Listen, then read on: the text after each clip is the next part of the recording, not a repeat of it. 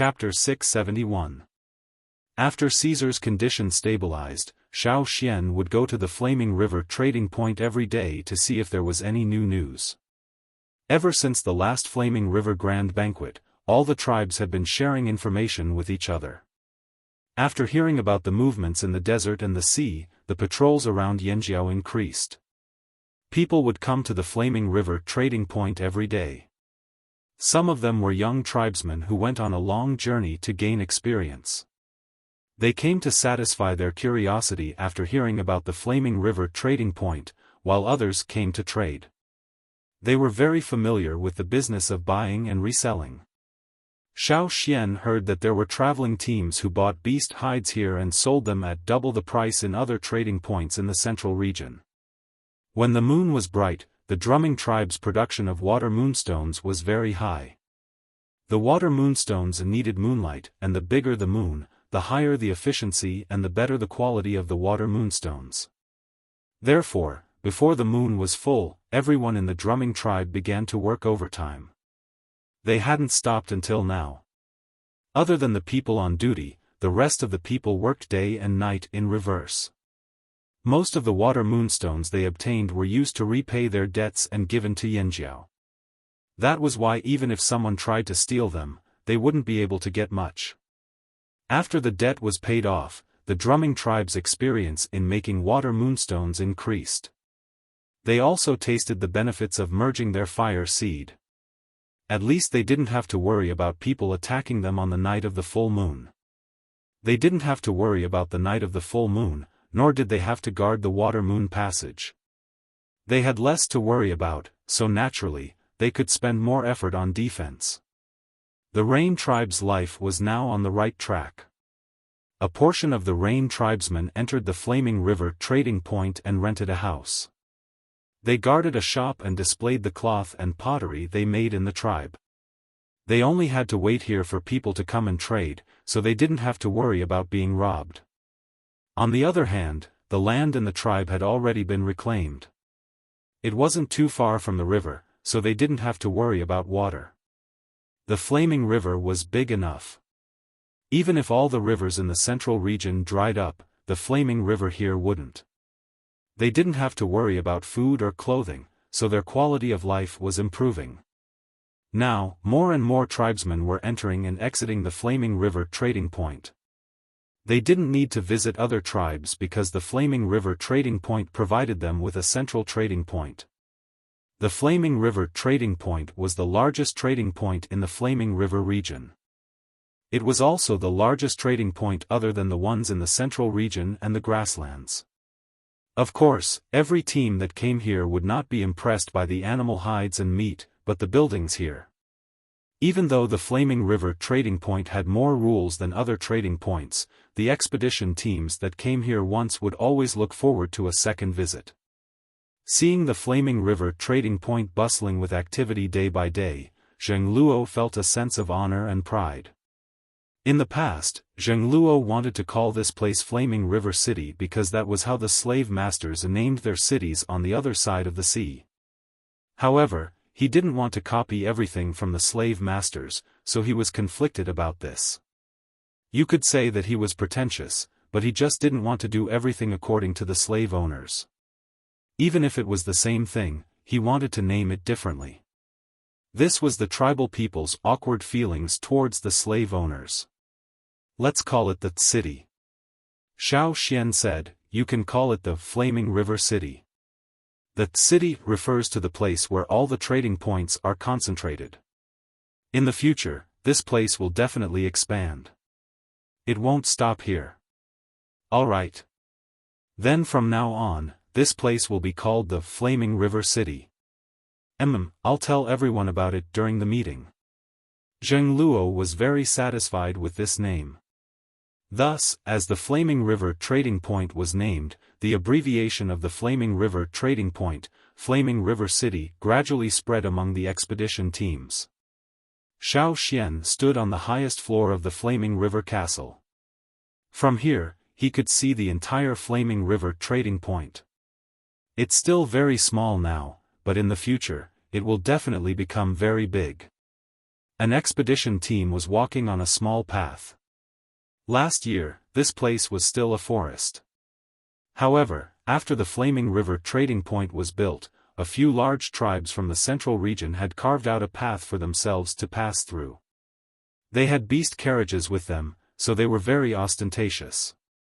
Later on, more and more expedition teams passed by. As the number of people increased, the trees and grass didn't grow. Some of the larger tribes even used tamed beasts to pull their carriages. For convenience, there wasn't even a large rock on the path. Compared to other places in the forest, this path was much flatter. As more people passed by, this path became more famous.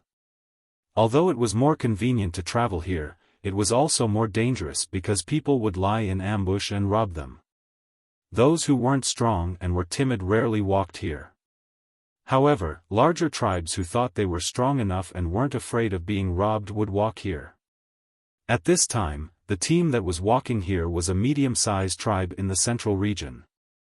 Although it was not as powerful as those famous big tribes, it was still much stronger than most of the tribes. The people in this team were tall and sturdy. Their open chests revealed their firm muscles. Their skin was tanned from years of traveling. Their arms that held the large stone clubs were taut with distinct lines of muscles, showing how strong they were. At this time of the year, the temperature was still high. It was noon and the sun was high in the sky. The simple linen clothes of the people who were traveling were soaked with sweat. Many people took off their shirts to wipe their sweat and threw them over their shoulders. The people in the expedition team used their rough voices to discuss what they had seen and heard at the Flaming River trading point. They had just left the Flaming River trading point not long ago and bought many beast hides. They were heading back to their tribe. You don't say, the beast hides at the Flaming River trading point are really good. Of course, fearsome beast hides, how can they not be good? I heard that you can wear these hides in this season. It's quite cool to wear them. That's why they're expensive. Those with fur are better. It's a wise decision to go to the Flaming River trading point to exchange for beast hides. The children won't have to suffer from the cold this winter. Carefree laughter rang out in the forest as if they weren't worried about being overheard. They looked casual, but from time to time, they would look around cautiously. Even if there were people guarding the perimeter of the expedition team and people in front of them scouting the way, they still treated them with caution. Experienced travelers were already used to robberies. After leaving the Flaming River trading point, they had already killed 3 groups of people who wanted to rob them of their goods. There were about 300 people in the expedition team. The wooden cart in the middle was tied to a large wooden box. Inside were the goods they had exchanged at the Flaming River trading point. There were fearsome beast hides, dried fearsome beast meat, fearsome beast horns, etc. These were the reasons why they were willing to come all the way to the Flaming River trading point. Where their tribe was located, it was cold in winter. Generally, the hides of wild beasts were limited in keeping them warm. The totem warriors were fine, they could wear thin hides, but the little ones in the tribe couldn't bear the cold. They were especially prone to falling ill in the cold. Although the adults in their tribe were very strong, they were very weak when they were young. Every winter, there were children who fell ill and died because of the cold. The shaman couldn't do anything about it. He only said that it was a test for the little ones. Later, they found that fearsome beast hides were better for protection, so they started to collect fearsome beast hides. However, on the mainland, fearsome beasts were only found in the fearsome beast forest. Other than the grasslands, fearsome beasts were rarely seen in other places, unless the tribe reared them. What kind of place was the fearsome beast forest? Not only was it far away from their tribe, even if they went there, it would be more dangerous and they might suffer more losses. The chief of the tribe would never agree. When the Yinjiao tribe was in the fearsome beast forest, they didn't take out large amounts of beast hides to trade. Their tribe was far away, so they didn't get much information. Until the Flaming River trading point was established, more and more fearsome beast hides flowed into the central region. Their reputation in the trading point grew, but the price was very high. They heard that during the hot season, the beast hides would be cheaper, so they organized this expedition. They were very satisfied with the goods and discussed going there again next year. Although they wanted to go to the Flaming River trading point more often to trade for beast meat, it was too far away and took too much time. Also, they would encounter more trouble and there would be more people taking shortcuts, so there would be more casualties. As the team was talking, the person in front suddenly stopped in his tracks. The person behind the team also stopped talking and became alert. For a moment, the forest was so quiet that only the chirping of birds could be heard. The wind in front of them carried a hint of the smell of blood. The people at the back of the group stuck their heads out to look ahead. They saw that on this road, about 100 meters ahead of them, there was a person sitting on a large rock beside the road. The person was alone, but he gave them a very dangerous feeling. He looked even bigger than the two of them. If he stood up, he would give them a lot of pressure. Not only that, the person's greenish-gray skin was covered with totemic patterns that they had never seen before. His clenched fists were bigger than their faces and were stained with blood. At his feet, there were about 10 people lying in a mess. These people were all dead. None of them were injured by a sharp weapon. It was probably just a big fist that killed them. Before they got close, they could feel the strong murderous aura coming from the person. The person looked up at them. His sunken eyes were as fierce as a heavy axe, as if he was going to cut them down in the next moment. This made many people in the team tense up. Even the scavenger birds that rushed over only rested on the trees at the side because of the person. They did not dare to go down and peck. The team would not stop or change their route because of the person in front. They first sent a group of people to test the person, but the person was silent and did not even bother to look at them. This attitude did not make them unhappy. Instead, it made them heave a sigh of relief. They had traveled for so many years and met many people. Those talkative people who seemed to be friendly and easy to talk to could very well be snakes in disguise. On the other hand, this kind of silent person who exuded an aura of, "I can't be bothered with you guys," made them feel more at ease. Because, as long as they did not provoke such a person, the other party would not make a move. There were many people in their team and they were confident that they could win against such a person. However, if they really fought, there would definitely be unnecessary casualties. If they could avoid it, they would avoid it. As for the dead people on the ground, based on their experience, they were more likely to ambush and rob them. Bullying the weak and fearing the strong was the rule of survival. You don't even know who you can and can't touch, and you still want to learn how to rob others? You are simply courting death. You deserve to be killed. The leader of the team retracted his gaze and signaled for everyone to continue on their way. They were still on guard against that person. However, even when their team had completely walked past and was far away, the other party did not spare them a glance. Only when the people at the back of the team turned around to look, that person stepped on the head of the corpse lying at his feet and crushed it. The team left even faster. When the team had completely disappeared from sight and not a single sound could be heard, the person who originally had a murderous look in his eyes and looked like he was going to start a massacre in the next moment suddenly changed. It was like a heavy axe that suddenly had a handle left, and it was even made of cork. That person stood up from the rock and arched his back to look at the bushes not far away.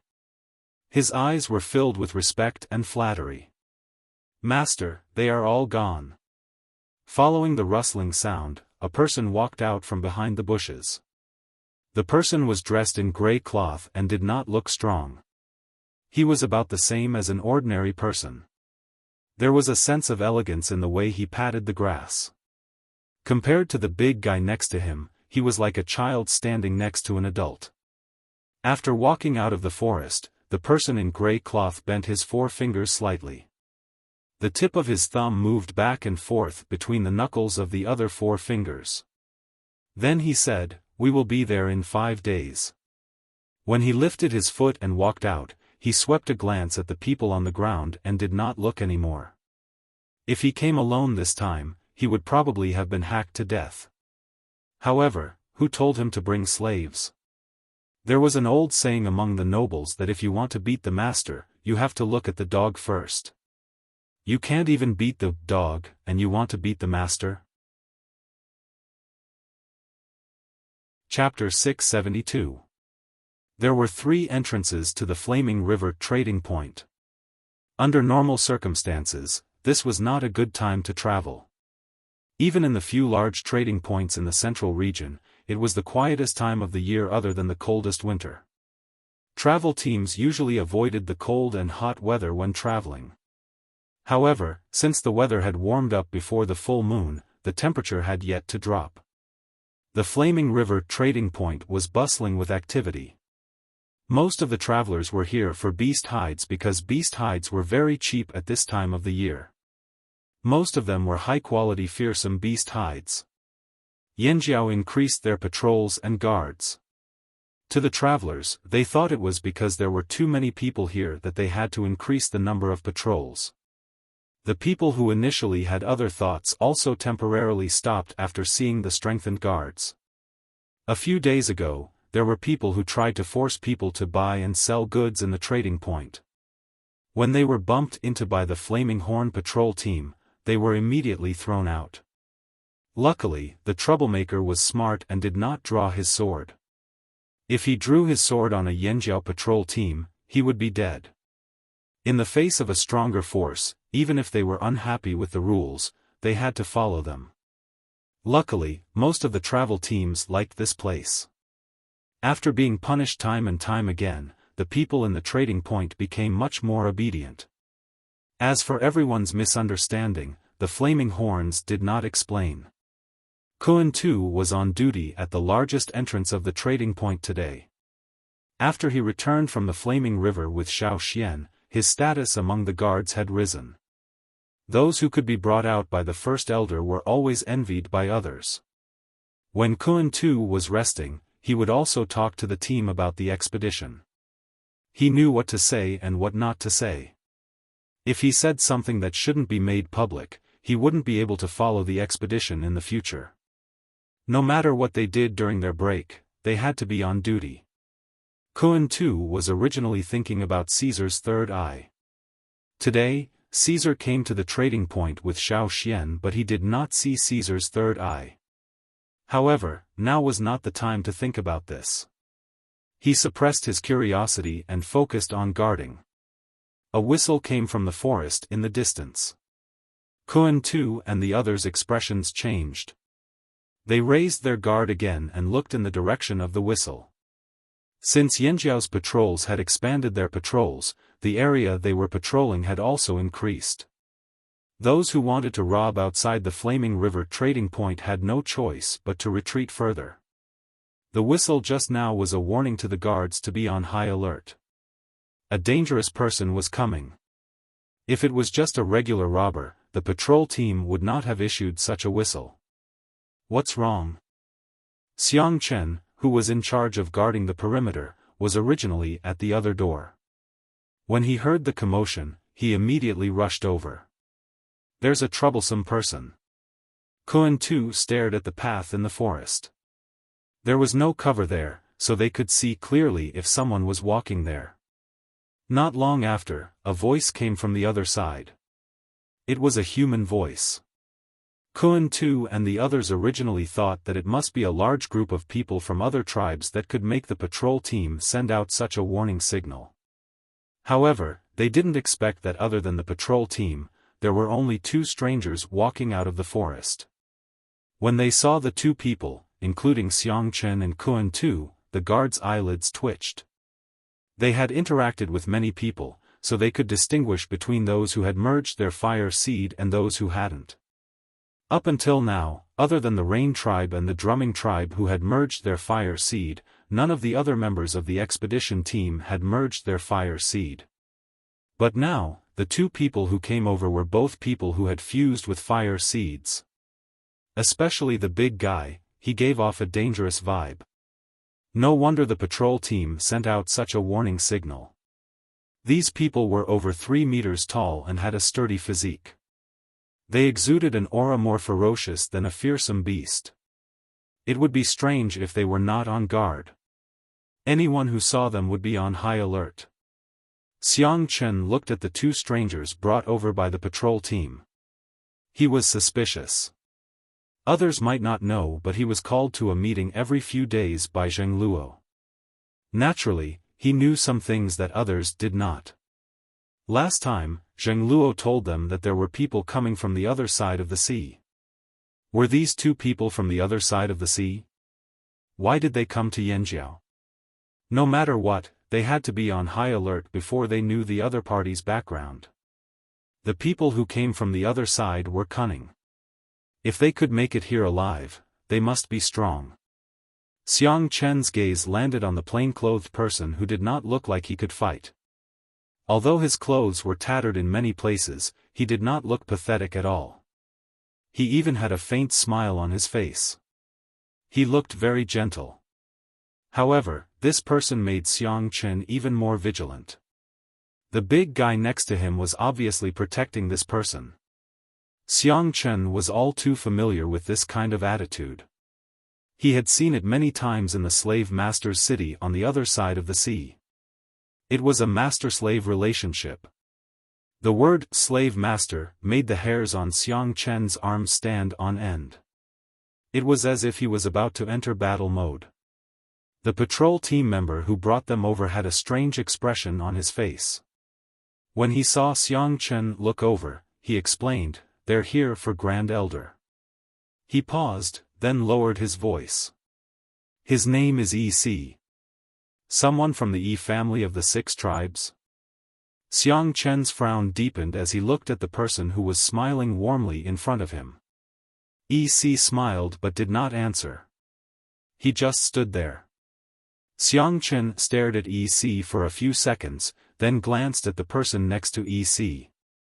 "Grand Elder happens to be here today. Come with me."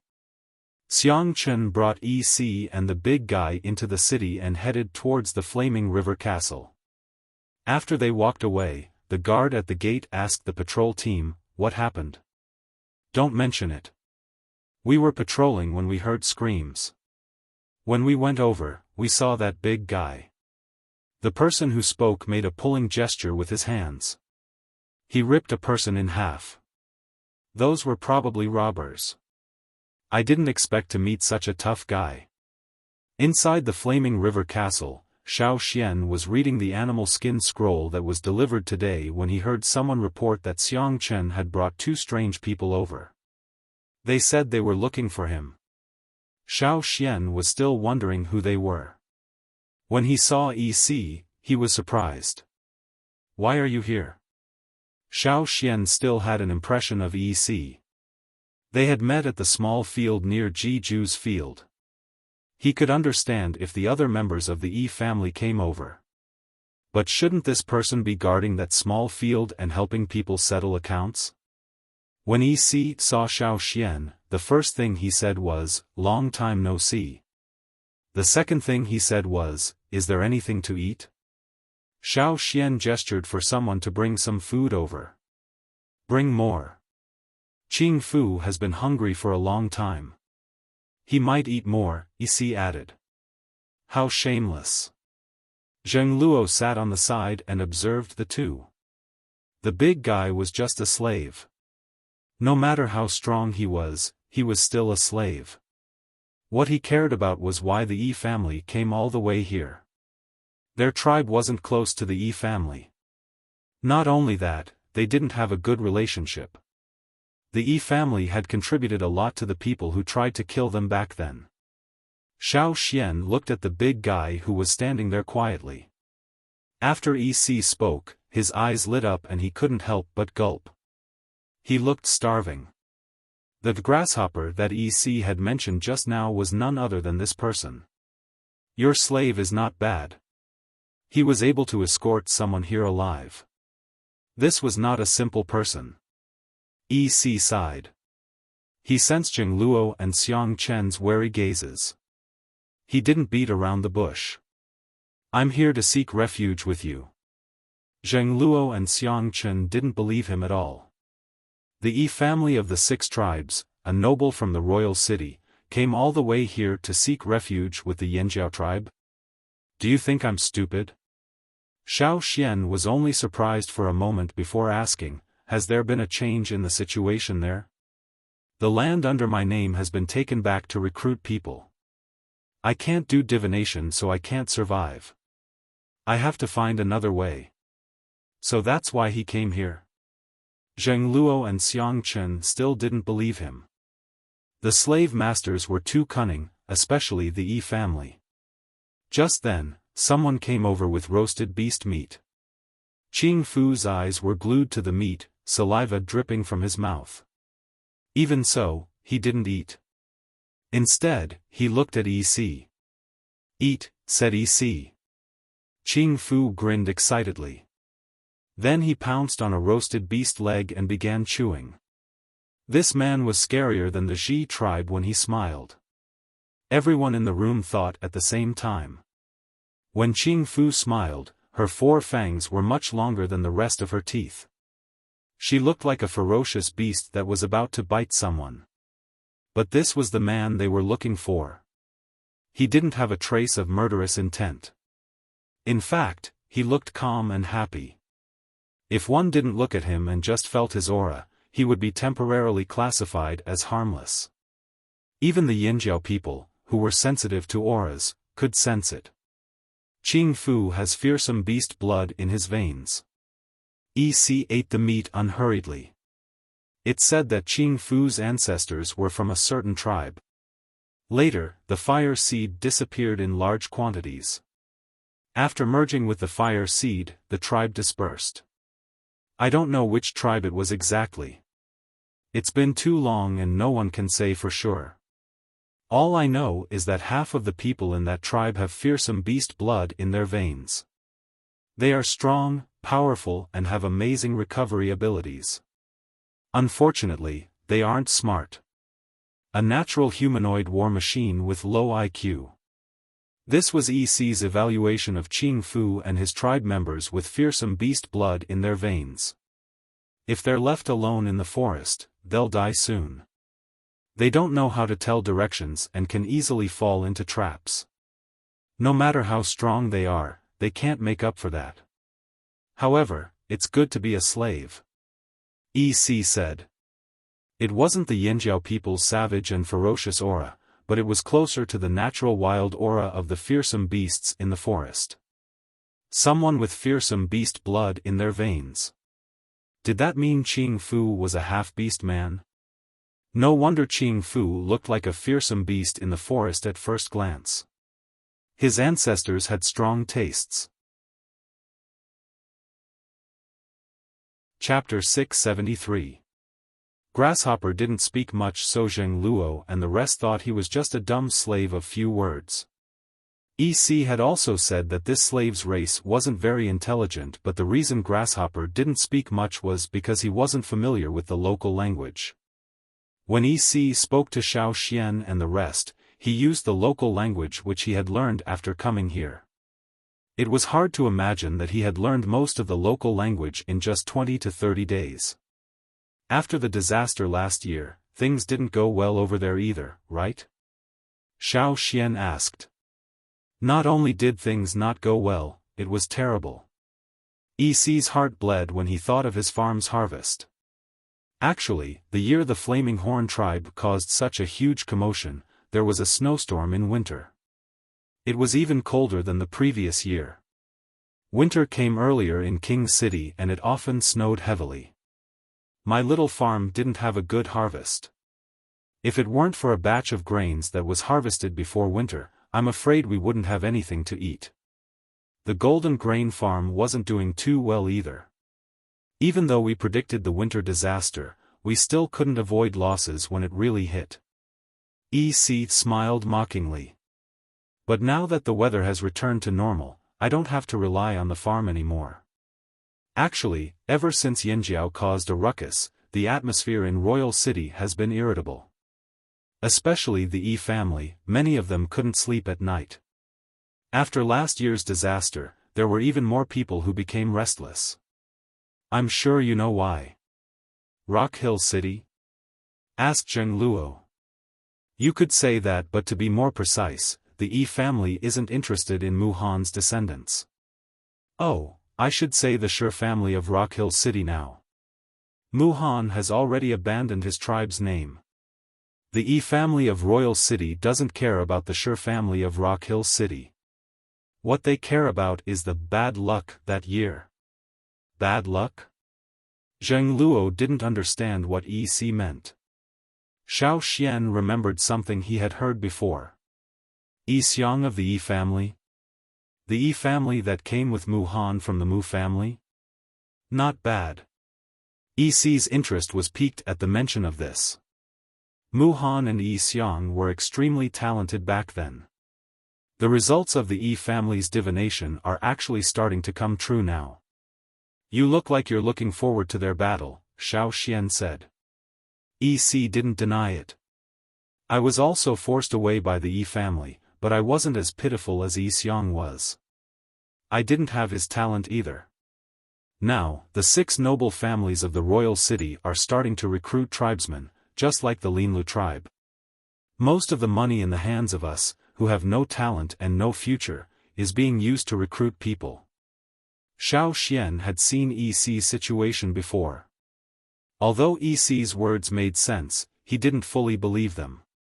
Tell me, what's your goal? EC's smile faded. I want to see what the bad luck from back then has done in the past 1,000 years.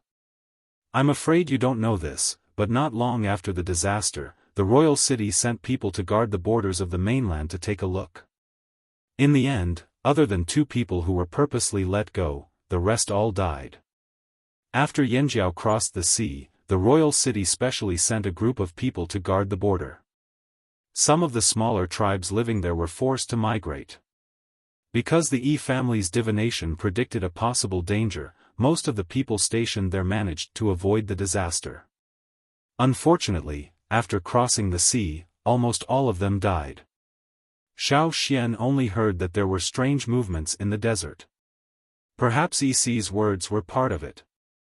The 2 people who were let go said there were monsters. There were a lot of them, and they looked like humans but weren't. Those must be Yi Xiang's work. I'm very curious.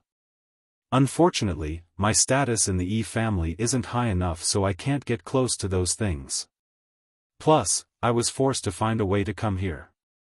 But as you know, the Yi family isn't the type to fight, so I brought my own slaves. EC looked at Xiaofan and the rest's reactions and continued, after I came here, I was unfamiliar with the place and my personal strength was limited. I heard about the Flaming River trading point in Yanjiao, so I came here to join you. How did you get here? Zheng Luo's sharp eyes looked at him. Crossing the sea and crossing the desert was no easy feat. It wasn't that easy to fool them. EC didn't panic. He explained, it's a long-winged bird. The long-winged bird's wings were long and well-developed. It could fly for long distances and was one of the best among flying birds. Its size ranged from half a meter to a few meters long. Some even had a wingspan of 10 meters. Not only could they fly, but they could also hunt in the water. I know someone whose slave is a long-winged bird. I only borrowed his bird for a short period of time. That cost me all my savings. EC turned to Xiaofan. Have you seen those monsters in the desert? No. Zheng Luo didn't look happy. How about this, you take me in. If you can catch those monsters, let me take a look. After all, the Yi family made them. I might be able to answer your questions. What do you think? Zheng Luo was about to say something when EC added, of course, I'm not a freeloader. I can help you with your accounts. Your Grand Elder, Xiaofan, knows my abilities. Although I can't perform divination like the other Yi family members, I'm confident in this. Also, my slave, Grasshopper, can do some manual labor. He's as strong as any of you. EC didn't say anything. He looked at Xiaofan. Seeing Xiaofan nod, he took out a beast skin scroll and looked at the distribution of houses. In the end, he chose the house closest to the Flaming River Castle. Of course, EC didn't have a single cent on hand right now. They wouldn't give him food, clothing, and accommodation for free. That was why EC put it on credit for now. EC and a full grasshopper were brought to the house arranged for them. After they left, Zheng Luo asked Xiaofan, "How trustworthy do you think his words are?" 50-50. "We'll keep him under our watch for now," Xiaofan said. Zheng Luo thought so too. Although he didn't like the 6 major tribes in the royal city, he had to admit that the family members were all very capable. Even if they couldn't perform divination, they couldn't be underestimated. They'd keep him under their watch for now. If he could help Yanjiao, it would be good. But if they found anything that would harm the tribe, they'd kill him immediately. At this moment, an eagle screeched in the sky. Xiaofan and Zheng Luo's expressions changed at the same time. They didn't want to think about EC anymore. The eagle screeched just now. 2 days ago, Xiaofan received a beast skin scroll from the Hui tribe's giant mountain eagle. It said that they would send the monster they caught over, but they didn't know the exact time. Xiaofan told Cha-Cha to keep an eye on the sky for these 2 days. Giant mountain eagles had stronger senses. If an eagle returned to the tribe, it would definitely notice. Cha-Cha's screeching just now was to tell Xiaofan that the goods had arrived. The two of them rushed to the top of the Flaming River Tower. A giant mountain eagle landed with a long wooden box in its talons. This was an eagle from the Hui tribe. There were people on its back. When EC asked them if they'd seen the monsters in the desert, Xiaofan said he hadn't. That was the truth. On the Yanjiao side, only Xiaofan had seen them before. When Xiaofan went to the grasslands to deliver the invitation letter, he saw the humanoid monster when he went to the Hui tribe. Is this it? Zheng Luo walked over curiously. That's it. But it's best to move it into the house before opening it. We don't want to see Yangguang. We used medicine to seal it. If we see Yangguang, the medicine won't work, said the Hui tribesman who came over. Zheng Luo didn't say anything. He carried the coffin-like wooden box and carefully moved it into a secret room in the Flaming River Castle. There was no one else except the Hui tribesman, Xiaofan, and Zheng Luo. After closing the stone door, there was no light. Xiaofan took out a water moonstone to light up the room. The square wooden box was like a coffin, lying quietly in the gloomy secret room. Even before it was opened, it gave off a strange and eerie feeling. Zheng Luo shivered inexplicably. Open it. Xiaofan gestured to the Hui tribesman who brought the goods over. The other party nodded and took the dagger from Xiaofan. His gaze lingered on the green metallic dagger for a few seconds, then he cut the rope that tied the wooden box. The wooden box was tightly bound by the rope, but the dagger was very sharp. With a swipe of the dagger, the rope was cut off without much effort. When he returned the dagger to Xiaofan, the Hui tribesman's eyes flashed with reluctance. He was very envious of Yanjiao's weapon material. He untied the rope and opened the lid. The creaking sound of the wooden planks was very clear in the secret room. After opening the lid, Xiaofan saw what was inside. His first thought was, a mummy? Inside the wooden box, the Hui tribesman wrapped the goods inside with animal skin. The thick fur acted as a cushion, and the goods were wrapped in green cloth. They could barely make out the shape of a human. A strange smell wafted out, with a hint of decay in it. Zheng Luo gulped. This is it?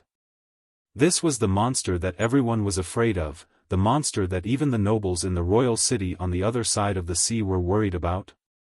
The cloth has been soaked in medicine. Wrapping it like this will slow down the decay. If Elder Xiaofan wants to see it, you can take the cloth off, but then we won't be able to stop it from rotting faster. The Hui tribesman said, our shaman said it's best to leave it here and not bring it into your tribe. Xiaofan nodded, indicating that he understood.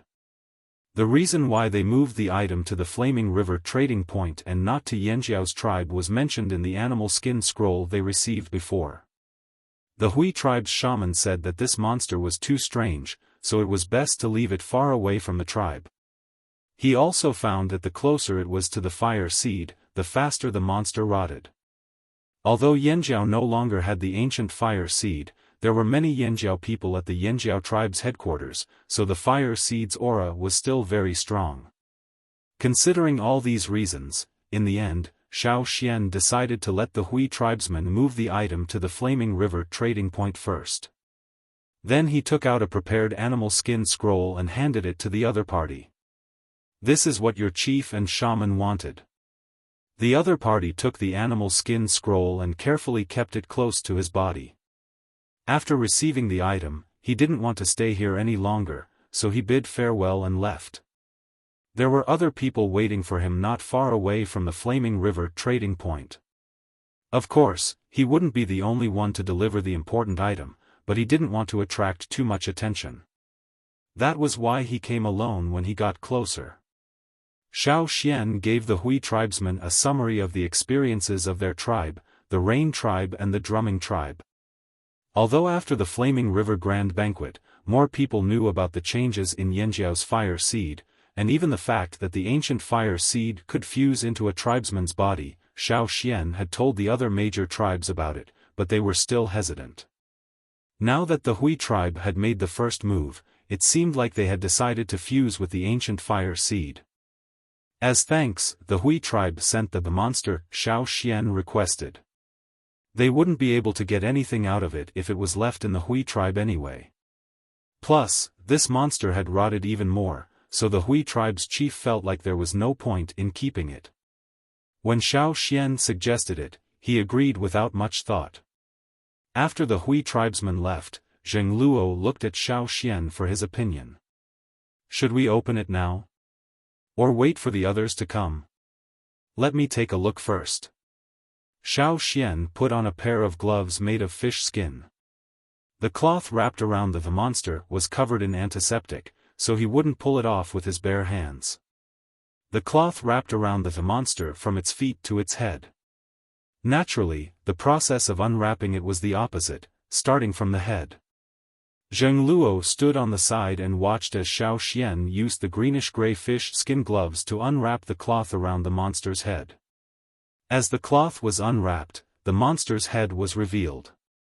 Zheng Luo's facial muscles twitched as he looked at the face that was so rotten that it was unrecognizable. This is a human? Zheng Luo only knew from the Hui tribe's animal skin that goods had a high degree of decay, but he thought he had seen it all before, both human and beast. But now that he saw such a strange face, he felt a chill run down his spine. This was different from normal decay. This monster was more like a weathered rot. When Xiaofan unwrapped the cloth, there was a creaking sound. There were even pieces of dried flesh stuck to the cloth.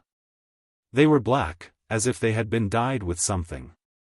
As the flesh was peeled off, the bones underneath were also exposed. The Hui tribe said that only the bones were left. This was probably what they meant. Once the skin was peeled off, the bones were exposed. A person like this is walking in the desert? How can there be such a person? Which tribe are they from? Zheng Luo was still wondering if some tribe was born with such a unique bone structure. For example, EC's slave did not have pure human blood in his body. Xiaofan shook his head. The last time I went to the Hui tribe, it wasn't like this. Now it's just dried up. Zheng Luo breathed a sigh of relief. He was wondering why the chief had such a strange appearance. So it wasn't like this from the beginning. However, Zheng Luo breathed a sigh of relief too early. As Xiaofan unwrapped more and more of the cloth from the goods, the legendary monster finally revealed its true appearance. Just by looking at his head, he might only find it a little strange, but if he looked at his torso, he would discover an even bigger secret. This monster did not have any organs. Its torso and abdomen were deeply sunken. Even if it was air-dried, it would not be like this.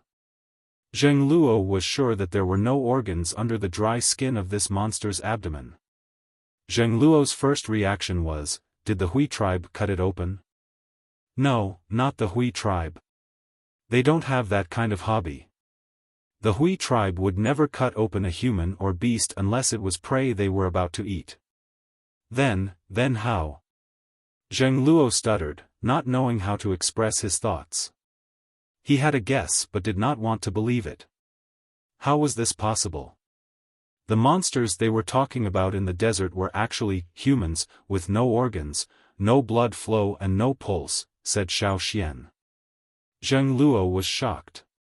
But Kiki, how can they live without organs and blood flow? Who said they're alive? But if they're not alive, why are they so scary? Zheng Luo did not understand. You'll have to ask the people of Rock Hill City. I've never seen these humans in action. Xiaofan could not answer. Could this be the thing EC said the E tribe's ancestor made? Zheng Luo felt a chill run down his spine. Cold sweat soaked through his clothes and his scalp went numb. To them, these were dead people. But to a certain extent, they were still alive, because they could move and cut people. I really don't know how the people of Rock Hill City made humans like this. Could it be that they made dead slaves like this? Zheng Luo muttered. Xiaofan's eyelids twitched. There were many people in the desert but the number of monsters was huge. If it was just the slaves who were alive, it might not reach the huge level. Especially after the battle in the desert, the number of people decreased sharply. But if the dead were included, then the number was inestimable. Not to mention, the people of Rock Hill City had been planning this for a long time. Made of dead people, Xiaofan suddenly remembered when he was in the desert and snatched the core seed from the underground palace. At that time, he had a battle with Dao Yu in the underground palace. But after he killed Dao Yu, he met the people of Rock Hill City and could not bring Dao Yu's body back to the tribe.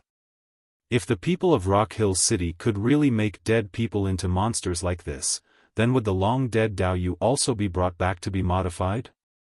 Seeing Xiaofan frowning as he stared at the monster, Zheng Luo scratched the goosebumps on his arms. The people of Rock Hill City are really scary. Luckily, their main target is the people on the other side of the sea. Xiaofan closed the wooden box and moved it to another secret underground room in the Flaming River Castle. He had to study this carefully. At the very least, he had to know how to best deal with this kind of monster. Chapter 674. Below the Flaming River Castle, there were secret rooms built underground. Only Yanjiao's core members could enter these rooms.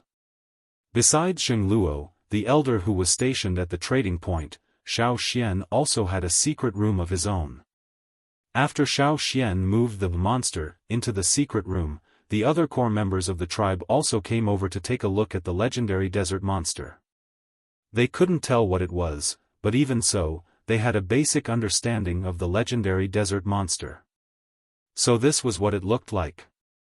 The monster didn't breathe, had no organs, and didn't have a pulse.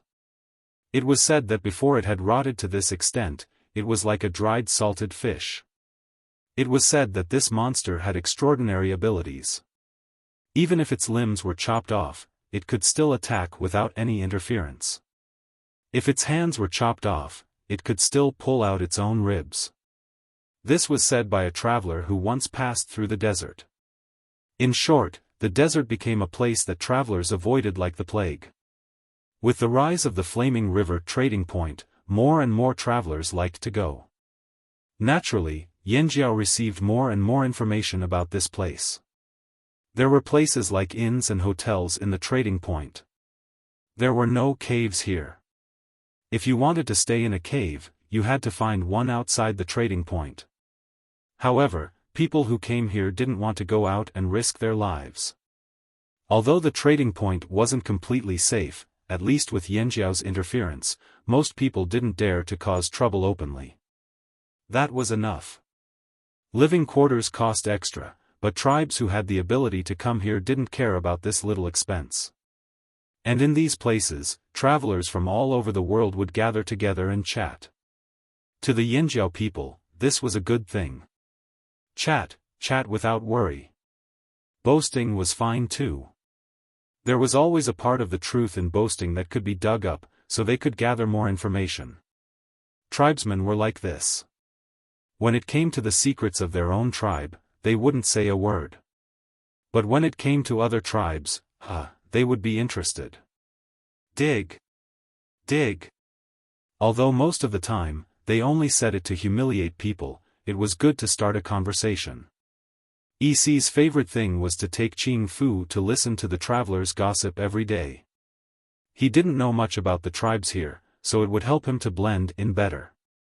Zheng Luo had gathered a lot of useful information recently.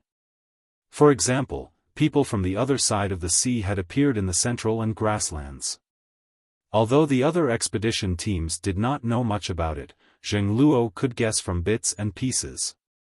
He believed there was a 70% chance it was as he guessed. However, Xiao Xian didn't pay much attention to these things. Ever since the Hui tribe sent that monster to him, Xiao Xian spent most of his time on it. He felt that if he could find out the secret of this monster, even if it was just a little bit, perhaps he could solve the problem that had been troubling him for a long time. One day, Guizhe finished concocting a new batch of pills made from veins of the sky. He planned to give Xiao Xian another bottle. He heard that Xiao Xian's pills were used to replace Caesar's eyes. Xiao Xian didn't have any left. However, she couldn't find him in the tribe. She asked Duo Kong, who often traveled between the headquarters and the trading point, "Where's Xiao Xian?" "The Grand Elder is in the underground secret room of the trading point," said Duo Kong. A few days later, Ta planned to bring a team out to hunt. He wanted to ask Xiao Xian if he wanted to go, but he couldn't find him in the tribe or the trading point. "Where's the Grand Elder?" "The Grand Elder is in the underground secret room of the trading point." A few days later. "Where's the Grand Elder?" "He's in the underground secret room of the trading point looking for that monster." Thus, Zheng Luo and the others knew that if they wanted to find Xiao Xian, they had to go to the underground secret room of the Flaming River Castle. Zheng Luo didn't understand. What could Xiao Xian see from that monster? However, the Grand Elder might be able to see something useful. If he really couldn't, they could call the tribesmen over. That thing was made by his ancestor, maybe he could see something. However, before Xiao Xian said anything, they wouldn't disturb Xiao Xian unless it was an emergency. On this day, Xiao Xian was still in the underground secret room of the Flaming River Castle. He had figured out something in the past few days. He remembered that when he went to the Hui tribe to deliver the invitation letter, when he opened the door and entered the room, he felt a strange, eerie fire seed energy. He had never seen a fire seed with that kind of eerie aura before. Now, the aura on this monster was still there. It was just a little fainter, but not completely gone. At that time, Xiao Xian couldn't investigate because he was in the Hui tribe. Now, he realized that the strange fire seed energy on this monster was not in its flesh, but in its bones. But how did the people who created these monsters connect the fire seed with the bones? How did they turn these dead people into monsters that could stand up again? Bones, what was in the bones? Blood marrow. Xiao Xian picked up his knife and prepared to cut it open. At that moment, there was a knock on the stone door of the secret room. "What is it?" Xiao Xian opened the stone door and looked at Ao, puzzled. Usually, Ao would be guarding the headquarters with Zheng Luo. But why was Ao here now? He looked very anxious. Ao saw Xiaoxian holding a knife in his hand. He didn't know why he was holding a knife in the secret room, but now was not the time to think about that. Something happened over at the 1,000-grain gold, said Ao. As soon as he heard it was the 1,000-grain gold, Xiaoxian put the secret room aside and rushed back to the headquarters with Ao. There were guards at the place where the 1,000-grain gold was planted. Because the growth of the 1,000-grain gold would steal nutrients from other crops, there were no other crops within a certain range of the field. Not even a weed could be seen. The guards were right next to the field. If anyone suspicious approached, they would be discovered immediately. The 1,000-grain gold field was also surrounded by tall wooden poles. People outside couldn't see what was happening inside. After the 1,000-grain gold began to plant, the changes were even more drastic. Now, the grains were lined up neatly on the ears. In order to prevent insects, other animals, and even people with bad intentions from getting close to destroy the place, nearly 50 more guards were added to the place to kill the insects that wanted to break in. The field where the 1,000-grain gold was planted was one of the most heavily guarded fields. The relationship between the 1,000-grain gold and the Yanjiao people was closer than other grains. When they merged with the fire seed, the 1,000-grain gold played a big role. It could help the Yanjiao people merge with the fire seed better. It also had other effects. Among all the grains, the Yanjiao people liked the 1,000-grain gold the most. Ao valued it very much. The production this year was much higher than before. Ao was very happy. But in the past few days, he found some signs in the field that made him very angry. It's almost time for the 1,000-grain gold to ripen. I come here every day to take a look. The day before yesterday, I found that one of the 1,000-grain gold plants was missing a grain. I don't know what happened. I asked the people who look after the field. They didn't do it. I believed them. After that, I asked the guards to keep a closer eye on it. They didn't find anything strange. But Ao's face darkened. Yesterday, when I came to take a look, another plant was missing a grain. I kept a close eye on the people who look after the fields yesterday and asked them to keep a closer eye on it at night. But today, it happened again. Xian, come and take a look. Xiaoxian looked over. The heavy ears of the 1,000-grain gold drooped down. Because they were not ripe yet, they were still green. Ao pointed at 1,000-grain gold. Because the 1,000-grain gold was much taller than a person, Ao had to look up every time he came here. If he wasn't familiar with every single 1,000-grain gold, he wouldn't be able to tell that the stalk was cut off at a glance. Yes, the area where the grain was missing had obvious signs of being cut by a sharp weapon. It wasn't torn. Did the robbers set their sights on this place again? Ao was angry. He couldn't think of anyone who could do something like this.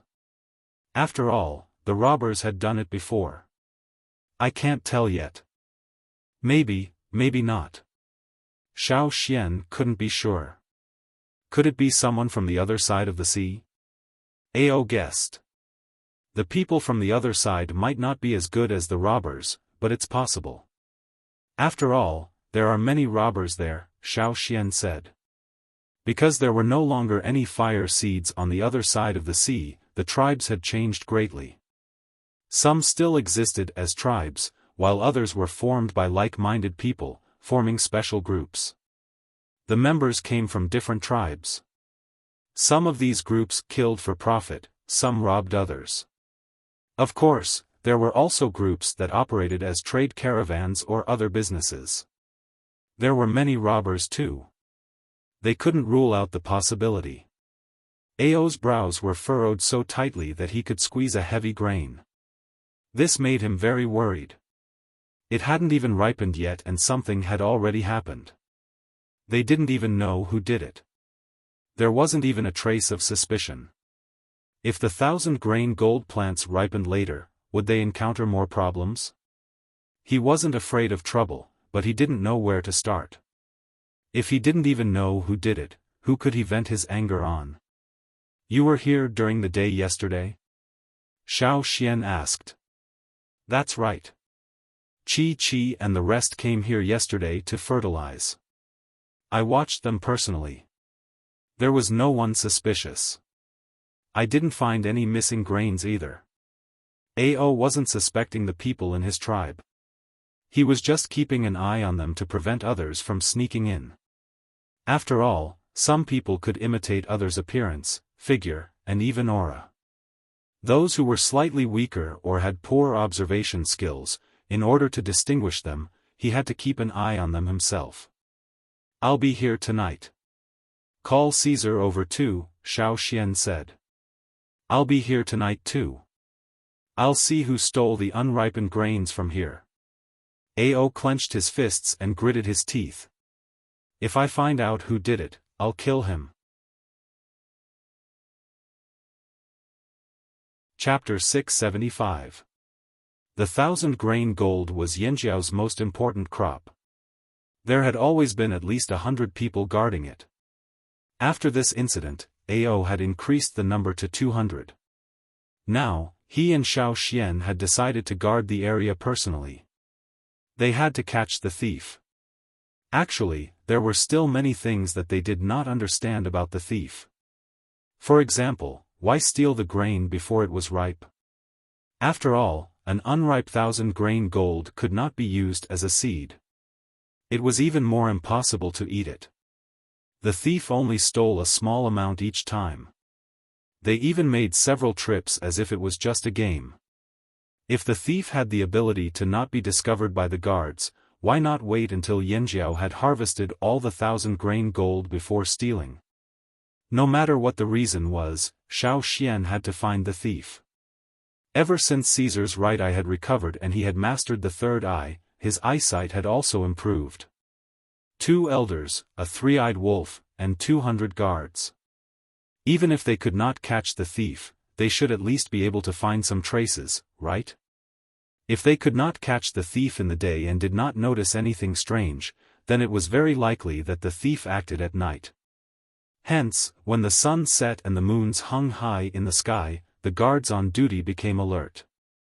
They stood outside the field where the 1,000-grain gold was planted. 2 people next to each other were even chatting. It was impossible for someone to pass between them without them noticing, unless the thief's movements were too strange. Xiaofan, Ao, and Caesar were all guarding the field. Because the previous 3 instances of the theft did not occur on the same 1,000-grain gold plant, and the 3 plants were in different parts of the field, the thief was definitely not targeting just one spot. If he appeared, any 1,000-grain gold plant could be his target. They could only stand guard at the side. The light from the 2 moons in the sky was much dimmer than before.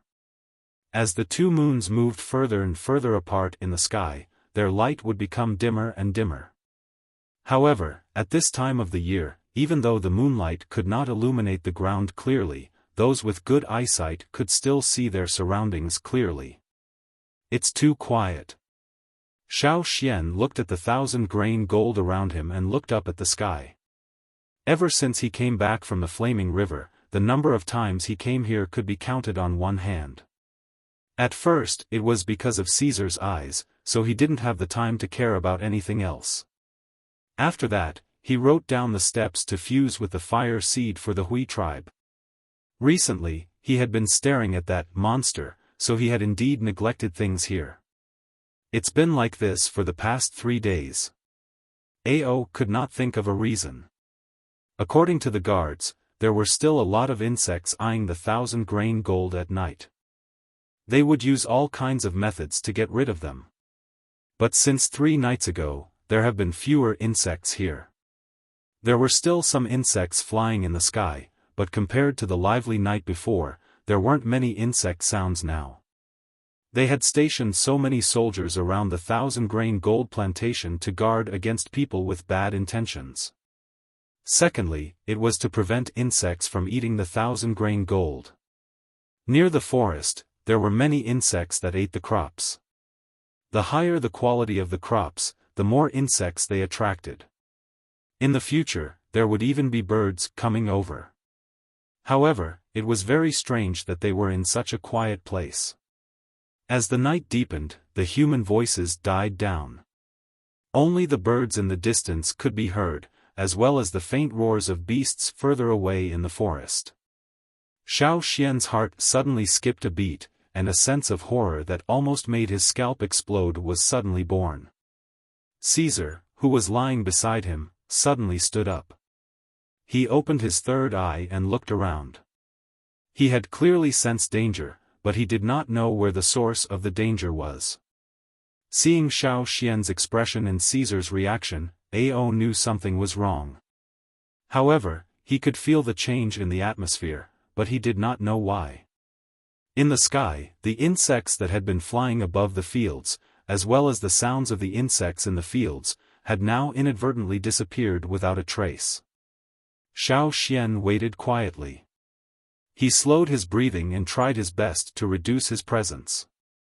This feeling reminded him of the fearsome beast he saw near the Drumming Tribe's river when he was traveling downstream. The only difference was that this feeling was much stronger than before. Was it a fearsome beast? Or a human? Xiaoxian could not find the answer. He did not hear any other sounds. At the Drumming Tribe, he could still hear the sound of water. But now, he heard nothing. That feeling was already there. Even if the other party was not near, it was definitely watching them from the surroundings. Suddenly, there was a faint sound in the air. It sounded like the wind blowing. Those who were weaker or further away might not have noticed it. It was coming from above the field. Xiaoxian looked in one direction as if he sensed something. Caesar was also staring in that direction, but he only growled. His fur stood on end, but he did not rush over. He looked very afraid. Ao's senses were not as strong as theirs. He only felt that something was approaching and could vaguely sense its direction. His intuition told him that it would not be easy to deal with. He could only grip the spear in his hand tightly and stare nervously in that direction. The guards around the field did not notice anything strange. There were only the two of them and the wolf here. But soon, that feeling disappeared. There was a faint sound in the air, but Ao could not pinpoint its direction. He only knew that the sound and the aura he was so afraid of came from somewhere in the air. Unable to determine what was going on, Ao looked at Xiaoxian. He wanted to ask Xiaoxian what happened. What should he do? Should he go and investigate immediately or continue to guard here? Even if he could not say it out loud, he could make gestures. Xiaoxian did not look at him. Xiaoxian's body stiffened. He slowly turned around and looked behind him. Ao did not understand. He was standing not far from Xiaoxian. When he saw Xiaoxian looking behind him, he turned around to look as well. The 1,000-grain gold behind them was like a small tree. Its long and narrow leaves extended outwards. Looking from below, one could see beautiful arcs. At this moment, on one of the 1,000-grain gold trees behind them, there was an object hanging upside down from the palm-wide leaf. The dim moonlight was enough for Ao to see what it was. Because of that, he could not help but gasp. However, he was so shocked and nervous that he did not even dare to breathe. He held his breath, and every muscle in his body seemed to be issuing the highest alarm. The blood in his body seemed to be flowing backward, and he felt as if he had been thrown into an ice cave in winter. Even moving a little bit was extremely difficult. It was a bat hanging upside down from the 1,000-grain gold leaf.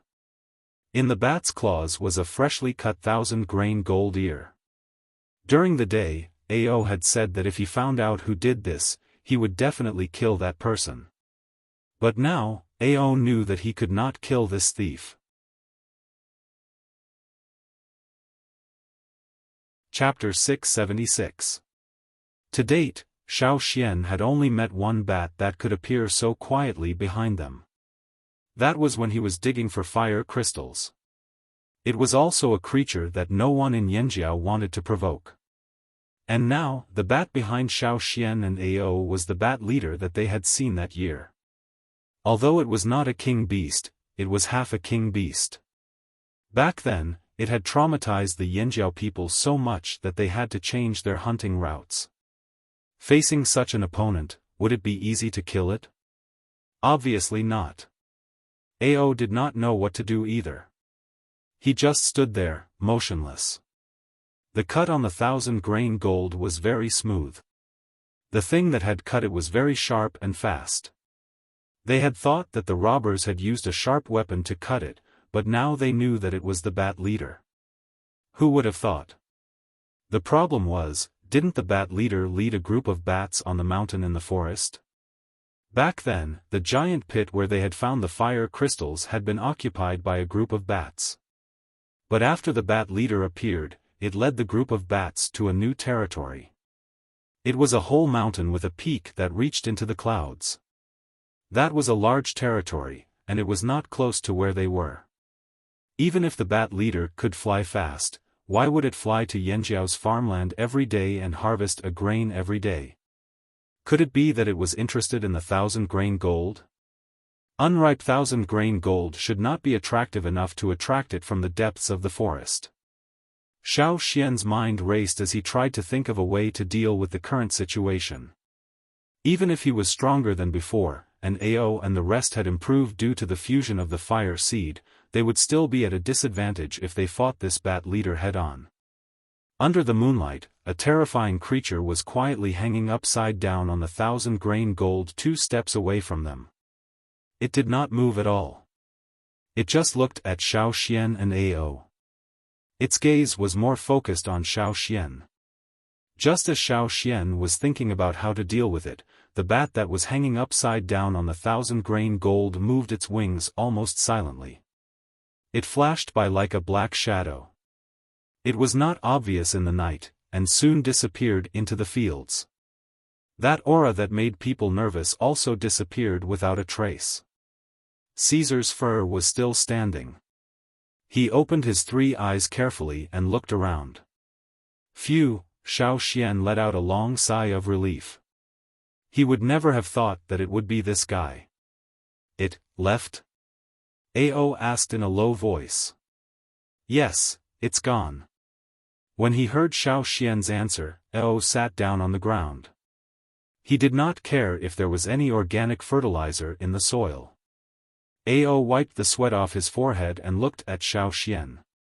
It should be it, right? That's it. As he spoke, Xiaoxian walked in the direction where he first sensed the strange atmosphere. There, they found the 4,000-grain gold that had been cut. There was only one cut, and the cut was fresh. There was still green juice flowing out of the cut. Just looking at the cut, it was the same as the cuts on the other 3 trees that Ao pointed out to Xiaoxian. They confirmed that it was a thief, but they did not know how to deal with this thief that came to the 1,000-grain gold every day recently. If they fought, they would have to pay a high price. If they did not fight, the bat leader would come over every day. It was no longer in the depths of the forest. Xiaoxian had a feeling that it was not far from Yanjiao's headquarters. It had not returned to the Bat Mountain that it had occupied. Go ask the people in the hunting group if they noticed anything unusual when they were out hunting, said Xiaoxian. If there was no reason to attract the bat leader here, then it was very likely that something had happened at the Bat Mountain. Yes. Ao's face darkened. He was full of worries. If it was a thief, he was confident that he could fight.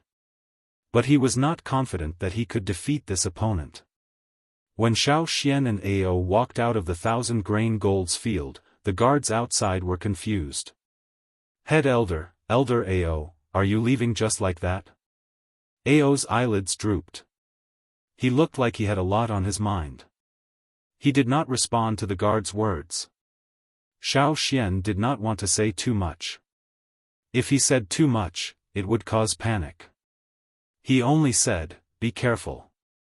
If you encounter a situation that you cannot fight, retreat first. Before the guards realized what Xiaoxian meant, Xiaoxian and Ao had already left. Since the bat leader had left with the 1,000-grain gold, it probably would not come back. Even if it found Xiaoxian and Ao, it did not do anything at that time. It would not come back to do anything after leaving. Just like a few days ago, it would be quiet and no one would know. Xiaoxian and Ao hurried back to the tribe in the middle of the night. They woke up the hunting team leaders who were already asleep. "What's going on?" Mai yawned. When he entered the house, he found Xiaoxian and Ao, as well as Gigu and Ta, all here. The other leaders were also here. Soon, other than Duokong, Zheng Luo and the rest who stayed at the trading point, everyone above the level of a leader was called here. This was a place built on the mountain specifically for important discussions. They pulled down the animal skin curtains on the windows to block out the light and sound inside. The elders and chiefs looked very serious. This made the atmosphere in the room tense. If it was not something important or urgent, they would not be called here at this time.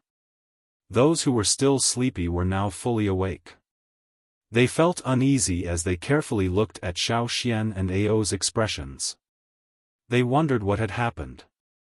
Why was the Grand Elder, who had been holed up at the Flaming River trading point all this time, called here too? After the leaders who stayed at the headquarters had all arrived, they waited for the leader to speak. Ao looked at Xiaoxian and signaled for Xiaoxian to speak first. Xiaoxian took a deep breath and looked at the people in the room. With Xiaoxian's glance, everyone seemed to be even more nervous and uneasy. During the day, Ao told me that something happened in the 1,000-grain gold plantation. Someone harvested the grains. Xiaoxian briefly told everyone what had happened during the day. As expected, when it came to the 1,000-grain gold, everyone's eyes were burning with anger. They probably had the same thoughts as Ao. They wanted to catch the thief and beat him to death. However, after Xiaoxian's words, the fire in their eyes seemed to have been doused with a bucket of ice. Just like that, the fire in their eyes was extinguished. They shivered from the cold. Those who had followed them to look for fire crystals could still remember what had happened. Why is it that bat leader? Mai clenched his fists. He clenched them, then loosened them, then clenched them again. He was anxious and conflicted. Isn't it always in the forest? Cheng, who was also a leader, did not understand and panicked. Cheng and Mai, you should be able to see the mountain from your hunting route. Did you notice anything unusual there? Xiaoxian asked.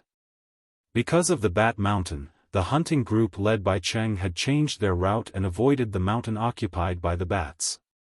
Every time, they could only see the peak of the mountain from afar, but they never got close to it. He did not want to get into trouble. He even told his brothers who had returned from the other side of the sea and warned them not to go near the mountain. I've never been there. I've only seen it from afar. I didn't see anything unusual. Cheng scratched his beard. He was frustrated.